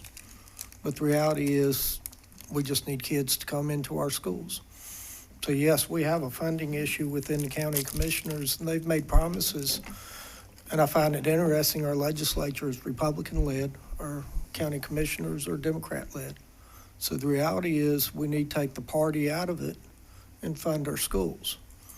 But also with the funding of our schools, we also have to create an environment where children want to attend our schools and parents feel safe to send their kids to our school. So sometimes we need to get the politics out of it and put the kids, students, teachers, staff first. So I do support the quarter-cent tax because that does provide everyone to pay. It provides people outside of our county to pay. It provides everyone within our county that spends money to pay. But I do think we also have to look at areas of saving money to build and do construction instead of borrowing money. We pay interest when we borrow money. But if you save money, you can be earning interest. And those are also things that we should be looking at. So, thank you. Thank you. Alan? Yes, question, Dr. Oakley and Chairwoman Hayes, you may know as well. Was there any action by the commissioners before we received this report? No, much like we do our budget process, and I bring you a recommended proposal, and then there's some time between then and the vote. That's where the county is in the process. So I would just underscore, as you have, and several of us have, the distinction between the county manager's proposal and the county commissioner's approval, and say, I know many of our commissioners to be fierce advocates for our schools and for education with track records as such, and appeal to them and say to them how much we want to work together to do what's right and what I know that many of you believe is right. Thank you, Pastor Strauss. I have two questions.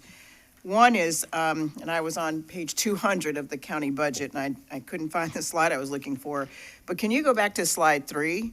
Because there seems to be a significant gap in the rankings according to our per pupil appropriation in the counties. So on here, we're like 13th, and I think the county has us ranked much higher than that. Yes, ma'am.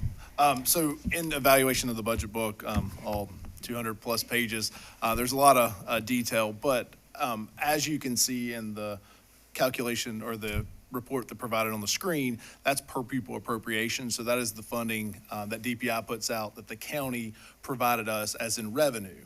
The report in the actual budget or manager's position is actually expenditure data. So that's how much was spent. And if you go into the actual statistical profile with DPI, that includes both Fund 2, local current expense, and Fund 8.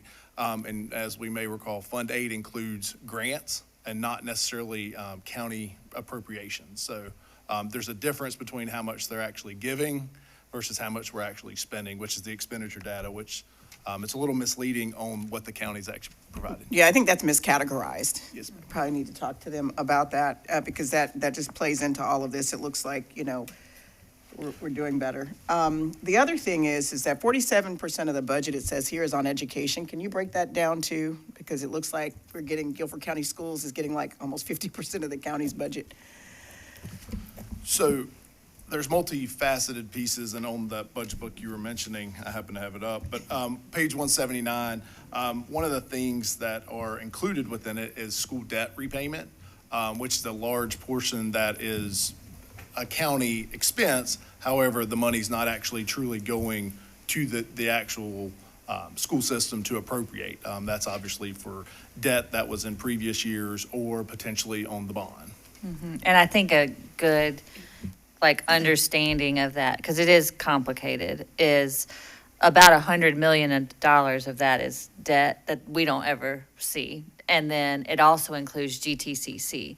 So when we say half the budget is for education, the county is responsible for funding our community college program and our public school system, and a large portion of that half of our budget also includes that debt service. Did you want to add anything? Well, you also need to remember that if you look at the county's budget, there are things they are legally required to fund, which includes a lot of the Guilford County schools and community college programs, and things they are not legally required to fund. It would be interesting to see how those items have grown. Thank you. Deborah? The other thing that caught me a minute ago is we have state-regulated unfunded mandates that I'm also catching, if I understand right, Mr. Beck, that are also not going to be funded by the county. So if we have a state legislative mandate that the state's not going to fund and the county is not going to fund, what exactly are we expected to do, I wonder?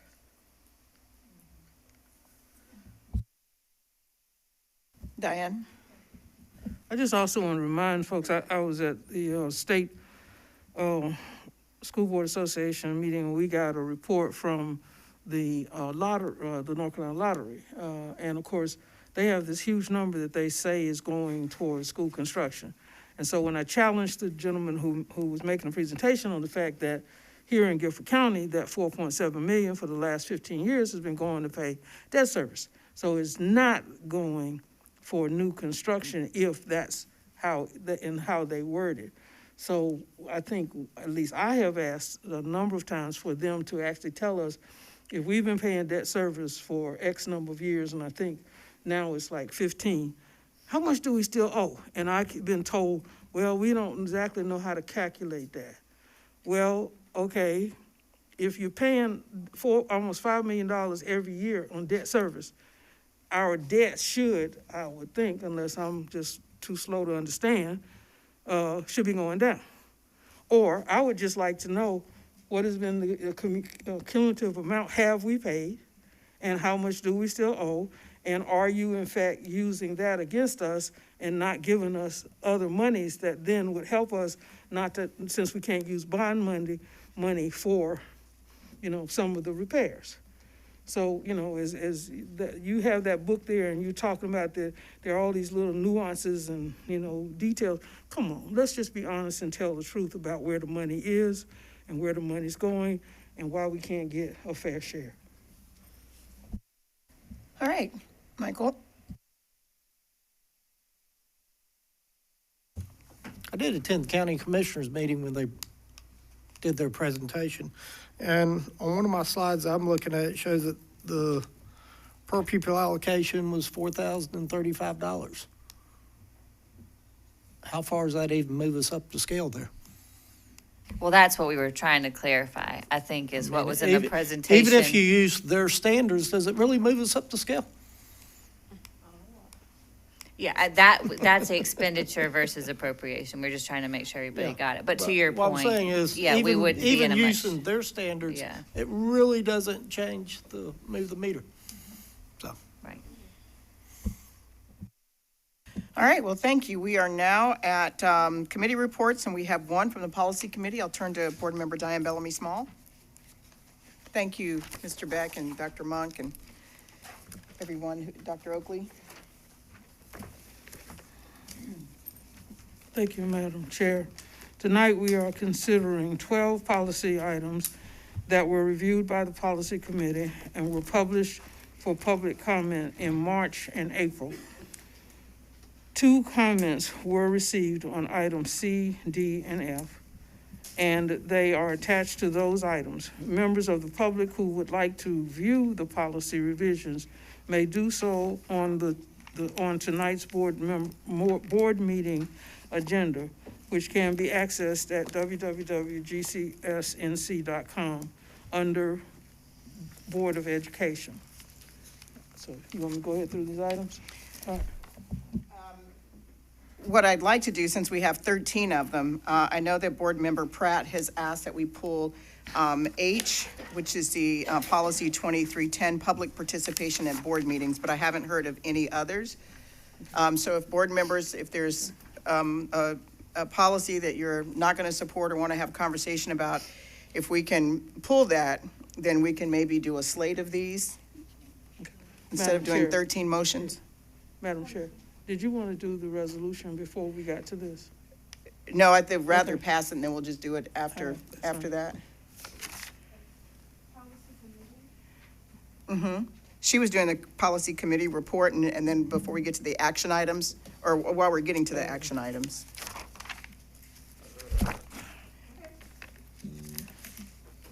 You have a question, Kim?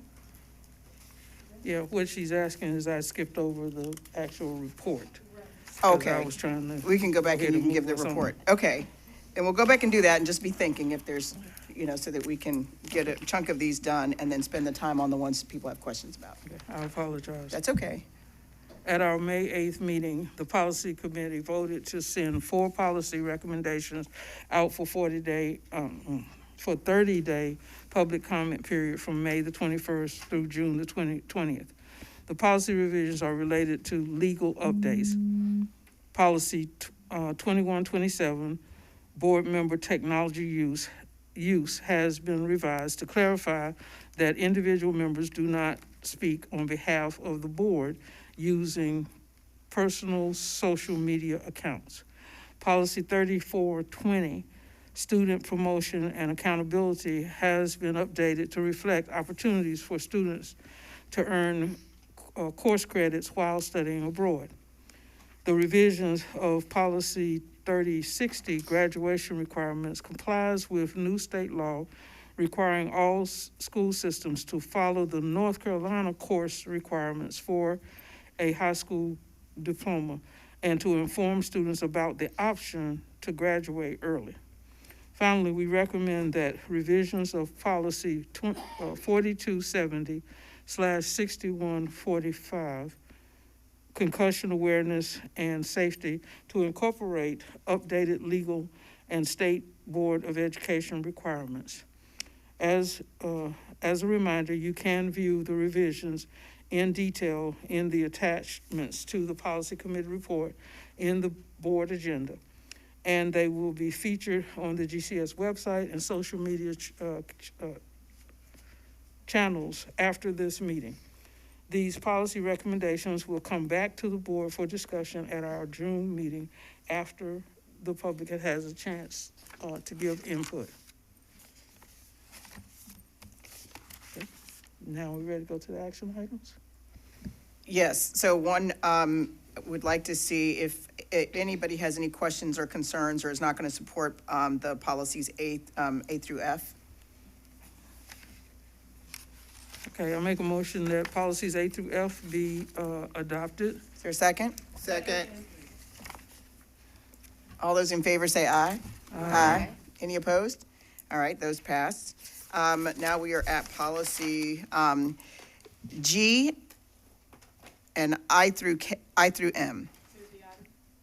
Is there a second? All those in favor say aye. Aye. That passes unanimously. Now we are at policy H, and I'll turn to Board Member Pratt. Thank you so much. So I sent an email to the board about this, but I wanted to read what I sent publicly.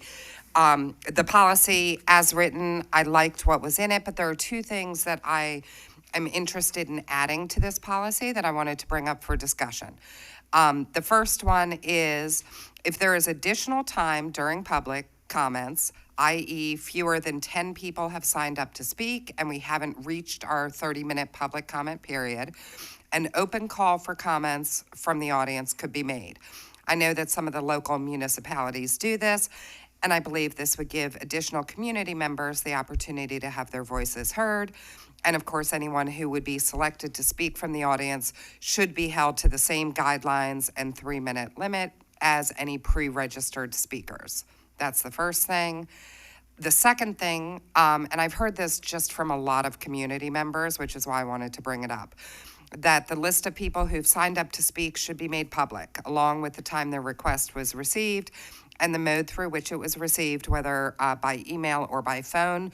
Normally, the day of the meeting, we have a window between 8 and 10, or 8 and 12, sorry, that people can call in or send emails and say, hey, I'd like to sign up to be a speaker. Transparency is really important to people. I've talked to folks who said, hey, I sent an email at 8:01 a.m. and I did not get selected to speak, and someone else sends something at 8:30 and they did get selected, and there's just some distrust around that. And so I would love to see that speaker list public, maybe published after the meeting with the agenda, meeting notes, that type of thing, so that we do have transparency. I think that's something that it's important for this board to focus on. I think a lot of trust has been regained in the GCS community within the past couple of years, especially under the leadership of Dr. Oakley, and I think that this type of thing would go a long way towards improving transparency within the community. So I offer those two things up to people to discuss. Thank you. Linda, then Diane. I just got one question. You said it's done at other, where if we only get to 8, then you offer it. What happens if there's 3 people that put their hand up? I'm just scared. I don't have a good answer for that, but I would think that that would become the board chair's decision to be able to decide. I don't know. We might have to work through. I haven't seen that particular situation come up, but I have seen the call out to the audience to say, hey, we have extra time. Is there anyone who wants to speak? I just want to make sure we have because we could be going over something and people are kind of complacent about most of what, and then all of a sudden something pops up and we have a couple, and maybe we've routed, if we have tonight it's not a large crowd after our athletes left. But, I'm like, okay, what if something comes up and, all of a sudden you say, we've got 1 slot and 2 people go. It's a very valid point. I mean, either we got to have a procedure to deal with that, or it just popped in my head. As a suggestion, you could have a sign-up sheet outside of the room, and if you wind up at that point, There you you could go. look at it, but I certainly would not throw it up to random, anybody Yeah. want to come up and talk. Well, I'm just all right, we just needed a process to deal with that, because I'm like, yeah, we can't do that. Okay, so we can have a sign up. All right, that worked for me. Thank you. Diane, then Alan. Okay, on your second suggestion, I can't sit here and not defend the integrity of our staff. I don't think that I know that our clerk, who I think is assigned to take care of this, would not put people out of order as far as who calls and who signs up. She's very meticulous and diligent about doing her job. So I would not feel comfortable with, if you want the list out there, that's fine, but, to suggest that her integrity or whoever is assigned to do it is not beyond reproach, I can't sit here and let you do that, because that just doesn't sit well with me, because they work too hard in that particular, on the day of the board meeting. They're trying to do 9,000 things at one time, do what their boss tells them to do what we tell them to do what the public tells them to do. And now, can people make mistakes? Of course. But the people who are sending these things in might think that they pressed send, and they didn't at the time that they said that they thought that they did. So I don't think that is the right place for your comment to be laid. Thank you. Ellen, Pastor Shiraz, is that okay if she responds? I completely agree with you, and I think Ms. Nolan does an amazing job, and I would never mean to be saying anything about our staff. Mistakes can happen, things can slip through. If you took it that way, I absolutely apologize, because I did not mean that. I just want to be sure that there's transparency into our process. That's all. She didn't take it that way, I did. Well, and I apologize to you as well. Thank you. Pastor Shiraz. Oh, I had a similar concern, just to say that I think transparency and trust are vital. I think we already have them, but since this has been raised, certainly support moving forward, but only to underscore what I think already exists in the integrity of the staff, not because it did not exist beforehand. Yeah, and I would say that, one, we have a process in place. Two, we usually have room with the speaker sign up that we've had spaces, and so they haven't been fully filled on the last 4 or 5 board meetings. The last budget meeting, we had 2 people. Tonight, we had an available spot. We usually get to the alternates when we get there, but we rarely have alternate speakers. And if someone comes and says, you know, I meant to call, or they didn't get mine, we let them speak. So we have been very, very fair and just in that regard. So I think we already have a process in place. That information is still available through the public information request process. And so I think the things that you're proposing, we already have something in place for that. So, Move the item as is. Is there a second? Second. Michael? I'd like to make a comment. I have seen situations where members of the public sitting in the audience were not allowed to speak when there was time to speak. I'll say I was a member sitting in that audience when there were not allowed to speak. So yes, and as far as people signing up, I have heard instances from people that said they signed up first thing in the morning, didn't get accepted. So I do think that does happen. I do think at times that it does seem a little obvious of who is speaking and what they're speaking on. So I do think we do need to have transparency in that. Well, I don't know if I understand what you're saying, that there are people in the audience who haven't had an opportunity to speak. If they haven't signed up, then they don't get that. What I'm saying is there are times when Ms. Nolan has said, here's a name that said, of someone that said that they called and they didn't get on there, would we add them? And we do that, you know, we err on the side of the speaker, and so we've allowed whoever it is to make comments. So not anybody in the audience, but someone that has said that I called or I sent an email and we may not have gotten it, we let them speak. Chrissy? Am I allowed to make a substitute motion? So I would like to make a substitute motion to add these 2 items to the policy that's written. 1, to add additional, open call for comments from the audience, and 2, to publish the list of people who have signed up to speak. Is there a second? Second. All right. Second. Thank you. Diane? No. Kim? No. Michael? Yes. Deborah? No. Betty? No. Pastor Shiraz? I vote yes. Linda? Yes. And Chrissy? Yes. And Dina, no. That fails by a vote of 5 to 4. Move the previous motion. May I make a substitute motion? Yes.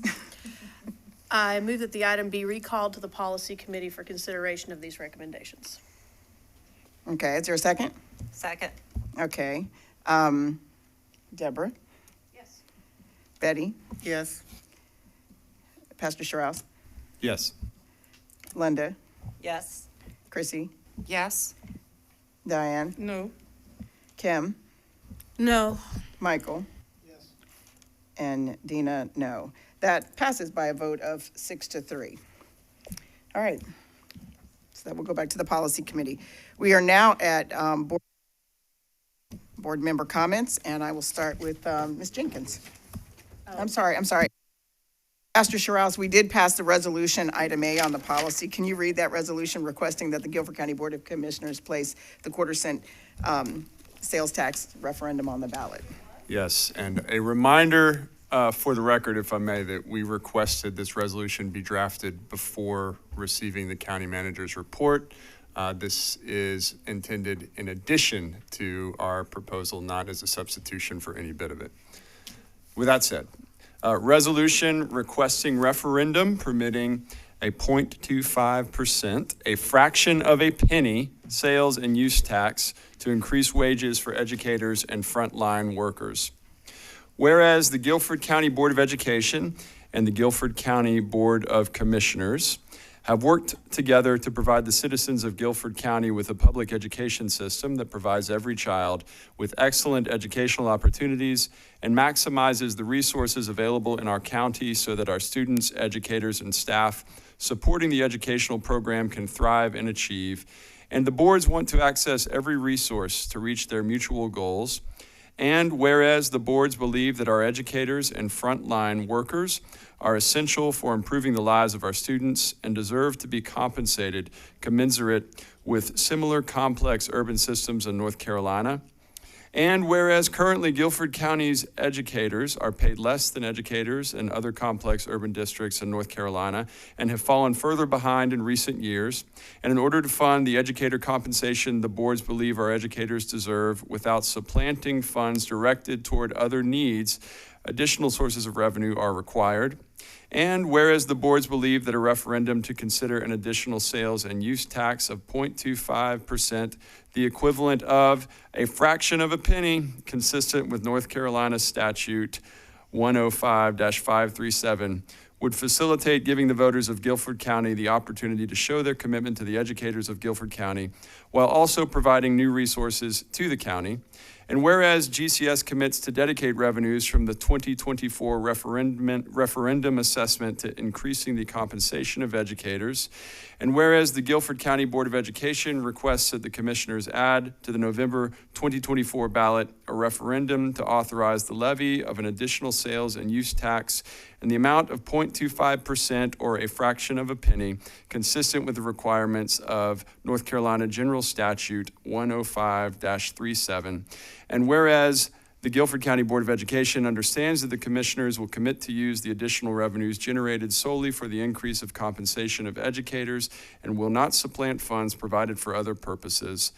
Now, therefore, be it resolved that the Guilford County Board of Education requests the Guilford County Board of Commissioners to add to the 2024 November ballot a referendum permitting the levy of an additional 0.25%, a fraction of a penny sales and use tax, and commits to use the proceeds of such levy solely for the purpose of increasing compensation to educators without supplanting any other funds provided to Guilford County Schools for the education of children in Guilford County. Signed this 21st day of May, 2024, by Dina A. Hayes, Chair, Guilford County Board of Education, and Whitney Oakley, Secretary. I just want to make it very, very, very clear. This does not erase the 10 million supplement for our teachers that is critical to get us to a competitive salary. This is a very, what I'm thinking is the percentage of chance that this will pass is not 100% by a long way, okay? And we are saying that this money will be used for that, but we cannot depend on this. So the 10 million that was promised for the supplement of our teachers is still a very, very high priority. I will support this, and I will hope, because even that 10 million doesn't get us where we need to be. So I just want to make it very clear. I don't want anybody thinking because we are going to, I'm going to assume, I'm going to jump that level, that we're going to pass this, okay? That this erases the definite need for them to honor the 10 million that they had promised earlier. Thank you. We already passed that, so we don't need to take a vote on it. Michael? Now, I would like to say, if we do get this, we do get the 10 million, I would love to see some of this money saved, not just spent. And there's a reason for that, because when you save money, you can buy things. You do not pay interest. And the reason I say that is I attend a number of not county commissioner meetings, meetings in Stokesdale, Oak Ridge, Summerfield.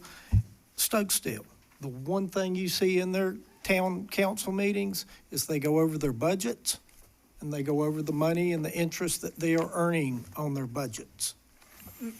We are, Mr. Logan, we are No. not a taxing body, and therefore we do not have the capacity or the legal authority to save. That is not within our, But county duties. commissioners can, correct? Certainly. The Okay. county, a taxing authority can, but that is not our role I or the role of understand this that. budget. I understand that. Thank you. But our county commissioners can save money if they want to save money. Thank you. Betty? Well, I was gonna say the same thing, we can't save the money, but also, we already, millions of dollars behind, so you can't save money when you don't have enough to spend. All right, we're now at board member comments, and two of you had made yours. I'm just kidding. Ms. Jenkins, I'll start with you. Well, I guess I'll pass, but, Superintendent, I've already mentioned about the graduation and the DHHS at Washington, so I would say thank you very much to Mr. Beck and to Dr. Monk for the presentation, and definitely I will be supporting the sales tax.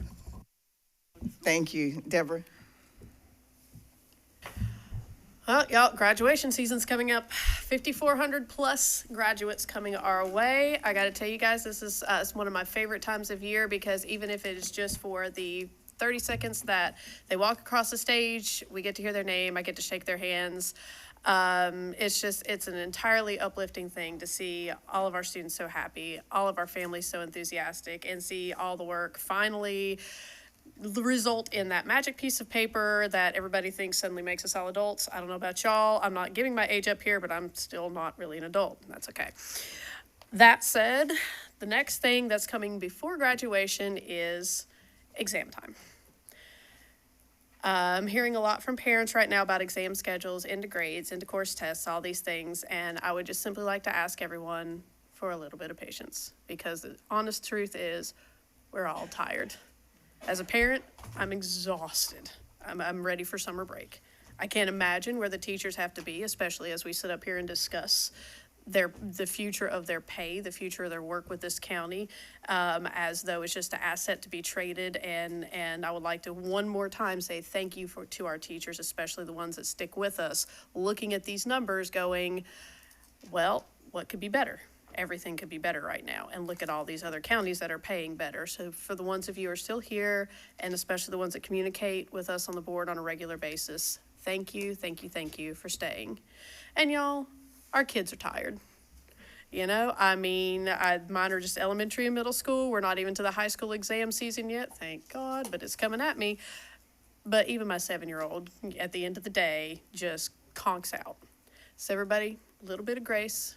I want to say that my teenager gave me the count today, and we're at 14 more days, 12 more days somewhere, because she is counting down, y'all. And this is the end stretch, and then everybody gets to breathe for a little while. And then lastly, when it comes to the budget talks, these past few years, the most bizarre thing that I think I've taken away from this is the understanding that the Board of Education, and this is not limited to Guilford County, we are the richest beggars in this state. Because you look at this budget and we command nearly $1 billion. That's a number I have trouble wrapping my head around when I look at this. And yet we command none of it because it's all governed by a higher level, be it county resources, state resources, or federal resources. The higher you go up the chain, the tighter the money is governed and the less freedom we have to work with it. And we cannot simply choose where we spend what. Everything has definitions, everything has fine lines. Everything has a place and a point and a purpose where we can put it. And so as we have these budget talks, I think it's important to keep in mind that we can't just flip money wherever we feel like. $2.5 million sounds like a lot until you realize that, you know, it was just a few years ago, people were driving cars into the front of Weaver Academy here downtown. One fix would have wiped that out. Thank you, Dr. Miller. We lived through that one, didn't we? And so when you look at these numbers and you grasp the width and the breadth of what we're going through, as well as how thoroughly hands are tied with managing this money, it becomes a different discussion. And I hope that our county commissioners can keep that in mind as they look at these numbers in our grant. Thank you. Mr. Logan? Well, attended Smith High School in the NC Fame this week. It was really neat actually seeing the facilities out there that they are building. Listening to the connection between the former teacher that was at Smith, that has been the go-between within Toyota and helping bring some of the money to Smith High School and the connections there. But one concern that I do have, and it is partly on our policy today, is NC Fame and the organization Toyota and everyone had no connection between the three-year graduation rate. Starting next year, we will potentially have a three-year graduation rate. And even conversation with some instructors at Guilford Technical Community College, they had no idea that there was a three-year graduation rate coming up. And I think we really need to get that out to the public more, so industry can know, so schools can know, and we can maximize that potential. Thank you. Thank you. Ms. Irby?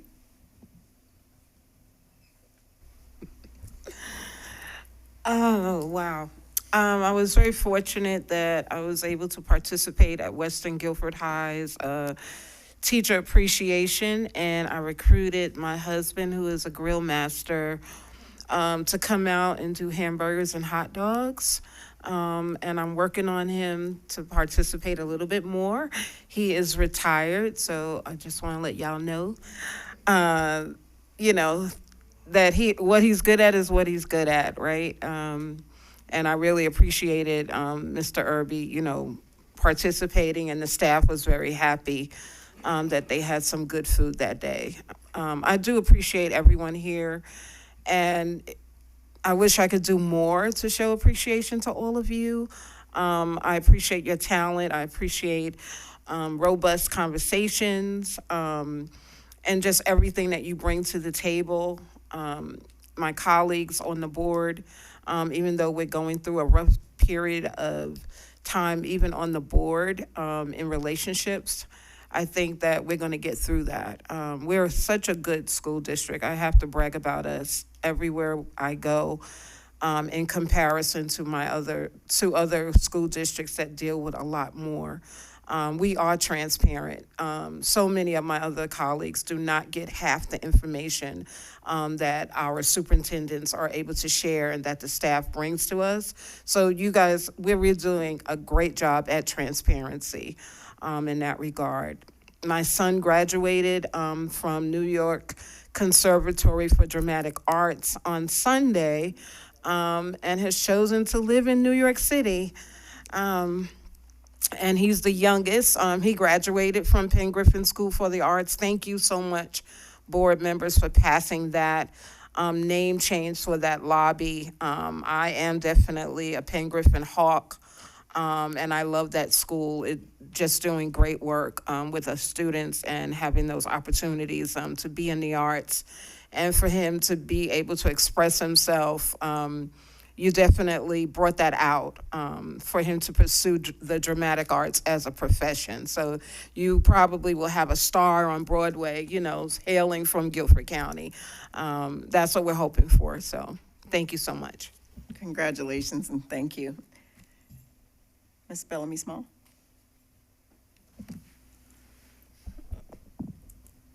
First of all, to our graduates for the 2024, I want to thank staff ahead of time, because we don't realize how much work staff has to put in to pull off 30 graduations with 5,400 students, and then multiply, I don't know, how many passes did parents get? 8?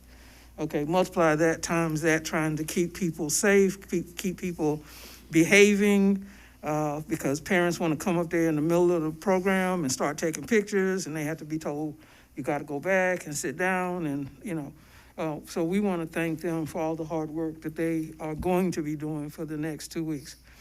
I was able to attend the Smith Academy senior signing, and want to thank First Baptist Church for hosting that. I think it was very, very nice and appropriate for them to be able to be in an air-conditioned building, and I want to thank you for allowing them to do that. As a proud grandmother, I'm going to take the point of privilege to say that my grandson is graduating from Smith Academy, He's in the class of 2024, Anderson Small, and he received $243,000 in scholarship offers from 3 colleges. So grandmother's very proud of her grandson. About the polling places, Madam Superintendent, is it not in November that is either a teacher work day or we're not going to have school on November 5th, are we? The dates we know about that are elections are built into the calendar. It's when things come up like runoffs or other events that we don't know ahead of time where we have to make some decisions in the moment, like when we had those schools shift to remote. But yes, November primary election is on the calendar as a workday. And I think the public should also be aware of the fact that schools wound up being the default because if I'm not mistaken, we had other locations that are normally used for polling places that pulled out. And so we wound up having to take the load because for your polling places, we're either using public buildings like the county's public buildings, the city's public buildings, and then we wound up being the default. And I think because of the kind of atmosphere that we have for this particular election, I think churches pulled out, and we wound up having to become the default to provide other polling places. We're statutorily required to provide space. But that did put a burden on us, that places that we hadn't had to use before. So people need to be aware of that because of the climate that we live in now, a lot of folks don't want to be involved in being polling places or being poll workers. I want to also congratulate Principal Lewis from Smith Academy. She is retiring after 40 years, and I just want to remind those of you who weren't here, she was the acting principal in 2018 when the potential shooter, got into Smith High School, and it was her staff, including, I think, one of the principals that we just appointed, who were the ones who stopped that shooter that day from causing catastrophic harm at Smith High School. So I just want to give kudos to her because she was an acting principal, if you will, but she was the principal of the day. And she held that school together and got them through that period of time. So congratulations to Principal Lewis on her retirement after 40 years. Finally, I just want to remind us that we are getting ready to finish school, and we want our students to find productive things to do during the summer so that they can stay safe, and that if it's volunteering, if you can't find a job, do something so that you're just not out here where you could possibly get hurt. And Juneteenth is coming up, and I hope people will recognize the real reason for that holiday. It's not for you to have a barbecue. So with that, I'll end. Thank you. Thank you. Ms. Pratt. Be super quick tonight. I just want to say another congratulations to all of the student athletes who were recognized here this evening. It's amazing to see how many people we have who just absolutely excel on the state level. So congratulations to all of the teams and individuals who were recognized here tonight. And congratulations to all of the 2024 graduates that are getting ready to walk across the stage in the next couple of weeks. Look forward to being there and celebrating with all of you. Thank you. Thank you, Ms. Wilburn.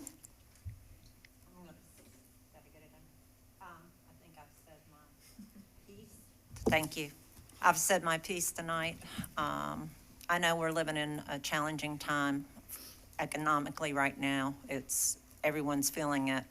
But the one place we still have to focus is on education. We've got to keep our teachers.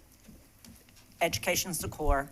So anyway, students, focus for another 14 days, and I'm looking forward to the graduations. Thank you, Pastor Strauss. Well, echoing the thanks to Mr. Beck and Dr. Monk and Dr. Oakley for the budget update. I think that's vital for community awareness amidst this season. Dr. Monk, many of the questions that I seem to get are about heating and cooling too. I told someone recently that this work that we're all a part of sometimes feels like fighting a heat wave with a window unit, and I know nobody understands that any better than you do. Well, it was amidst this and all of the realities of our decaying buildings that I took a field trip with some of those who are interested in the options for preservation and adaptive reuse at Lindley. A group went over to Wiley Elementary in Wake County, which is a real jewel of the Wake County school system. And as we toured this beautiful, immaculate school, I think perhaps the most significant thing that I heard was when I inquired with the Wake County representative and asked, how did y'all do this? Tell me about it. How did you fund it? And she said, without flinching, oh, we do a bond every 3 to 4 years, which was a way of saying, oh, our community has embraced a regular, consistent, sustainable way of funding these needs. Public schools are not underperforming, they are underfunded. And I want to say I know many of our commissioners believe this and are advocates for public education, and I know that they are strained by a General Assembly that has undermined and underfunded public schools, but I do hope that we can be active and working together for a solution. On that theme of working together, I appreciated the comments made tonight by John DeBeer, acknowledging, as he said, the eventful protest and action at Grimsley High School, which was an act of solidarity with those suffering in Palestine amidst the war between Israel and Hamas.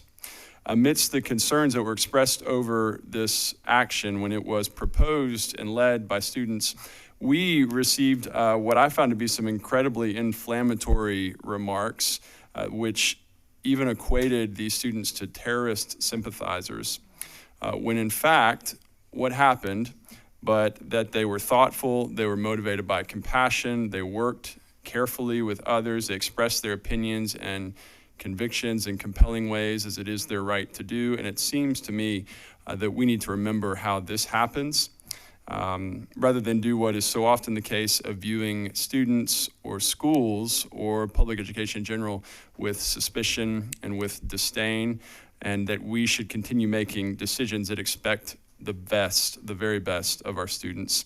We see that in the achievements, the accomplishments of this month, certainly the athletes and the state champions that we celebrated today. I also want to celebrate the ensemble cast of Weaver Academy's Something Rotten, which I had the chance to see with my wife and 2 of our kids. They won the Ensemble Award for the 2024 DPAC Rising Star, which is got to be like the Oscars for North Carolina arts education. And I will say that that was probably my favorite show that I saw this spring, and that includes a few trips to the Tanger Center as well. So commend them all for that. That underscores the accomplishments of so many of our students, and I'm excited for graduation season and the graduation tour coming up. I went through it my first time last year, and it's such a great common good effort that we all get to participate in. I'm looking forward, colleagues, to being part of that with y'all. And my family, that includes an 8th grade commencement. And this one is notable because it is the final in the history of the Melvin C. Swan Middle School in its current form, pre-renovation and reopening. Principal Battle, I think, deserves great credit, along with the other administrators and educators and teachers and the entire team, for leading Swan's victory lap, as it has been termed. And we remember that that's happening in other schools as well, that there are beginnings and endings of all kinds in this season. And I know that our educators are leading amidst all of these kinds of complex dynamics, and your leadership matters a great deal. Well, thank you. And as always, it's a pleasure following you because I can just say that I endorse gleefully everything that you said. I want to say congratulations to the graduates. And I had the opportunity, along with board member Jenkins, to attend the College Decision Day that was organized by the Motivational Foundation. Delta Sigma Theta Incorporated was there. We had faculty and, did I say that right? Okay. She looked at me funny. I was just like, I know you got to get it right. But there were parents and faculty and students and volunteers. It was at Douglas Park in my neighborhood, and it was so wonderful hearing the kids announce where they were going on their educational journey. So thank you for that experience and that new tradition, I think, as it was named that day. So with that said, we're going to Move to continue. adjourn. There's a motion to adjourn. Is there a second? All those in favor say aye. Any opposed? All right, good night. Thank you, and we will see a lot of folks tomorrow. Yep.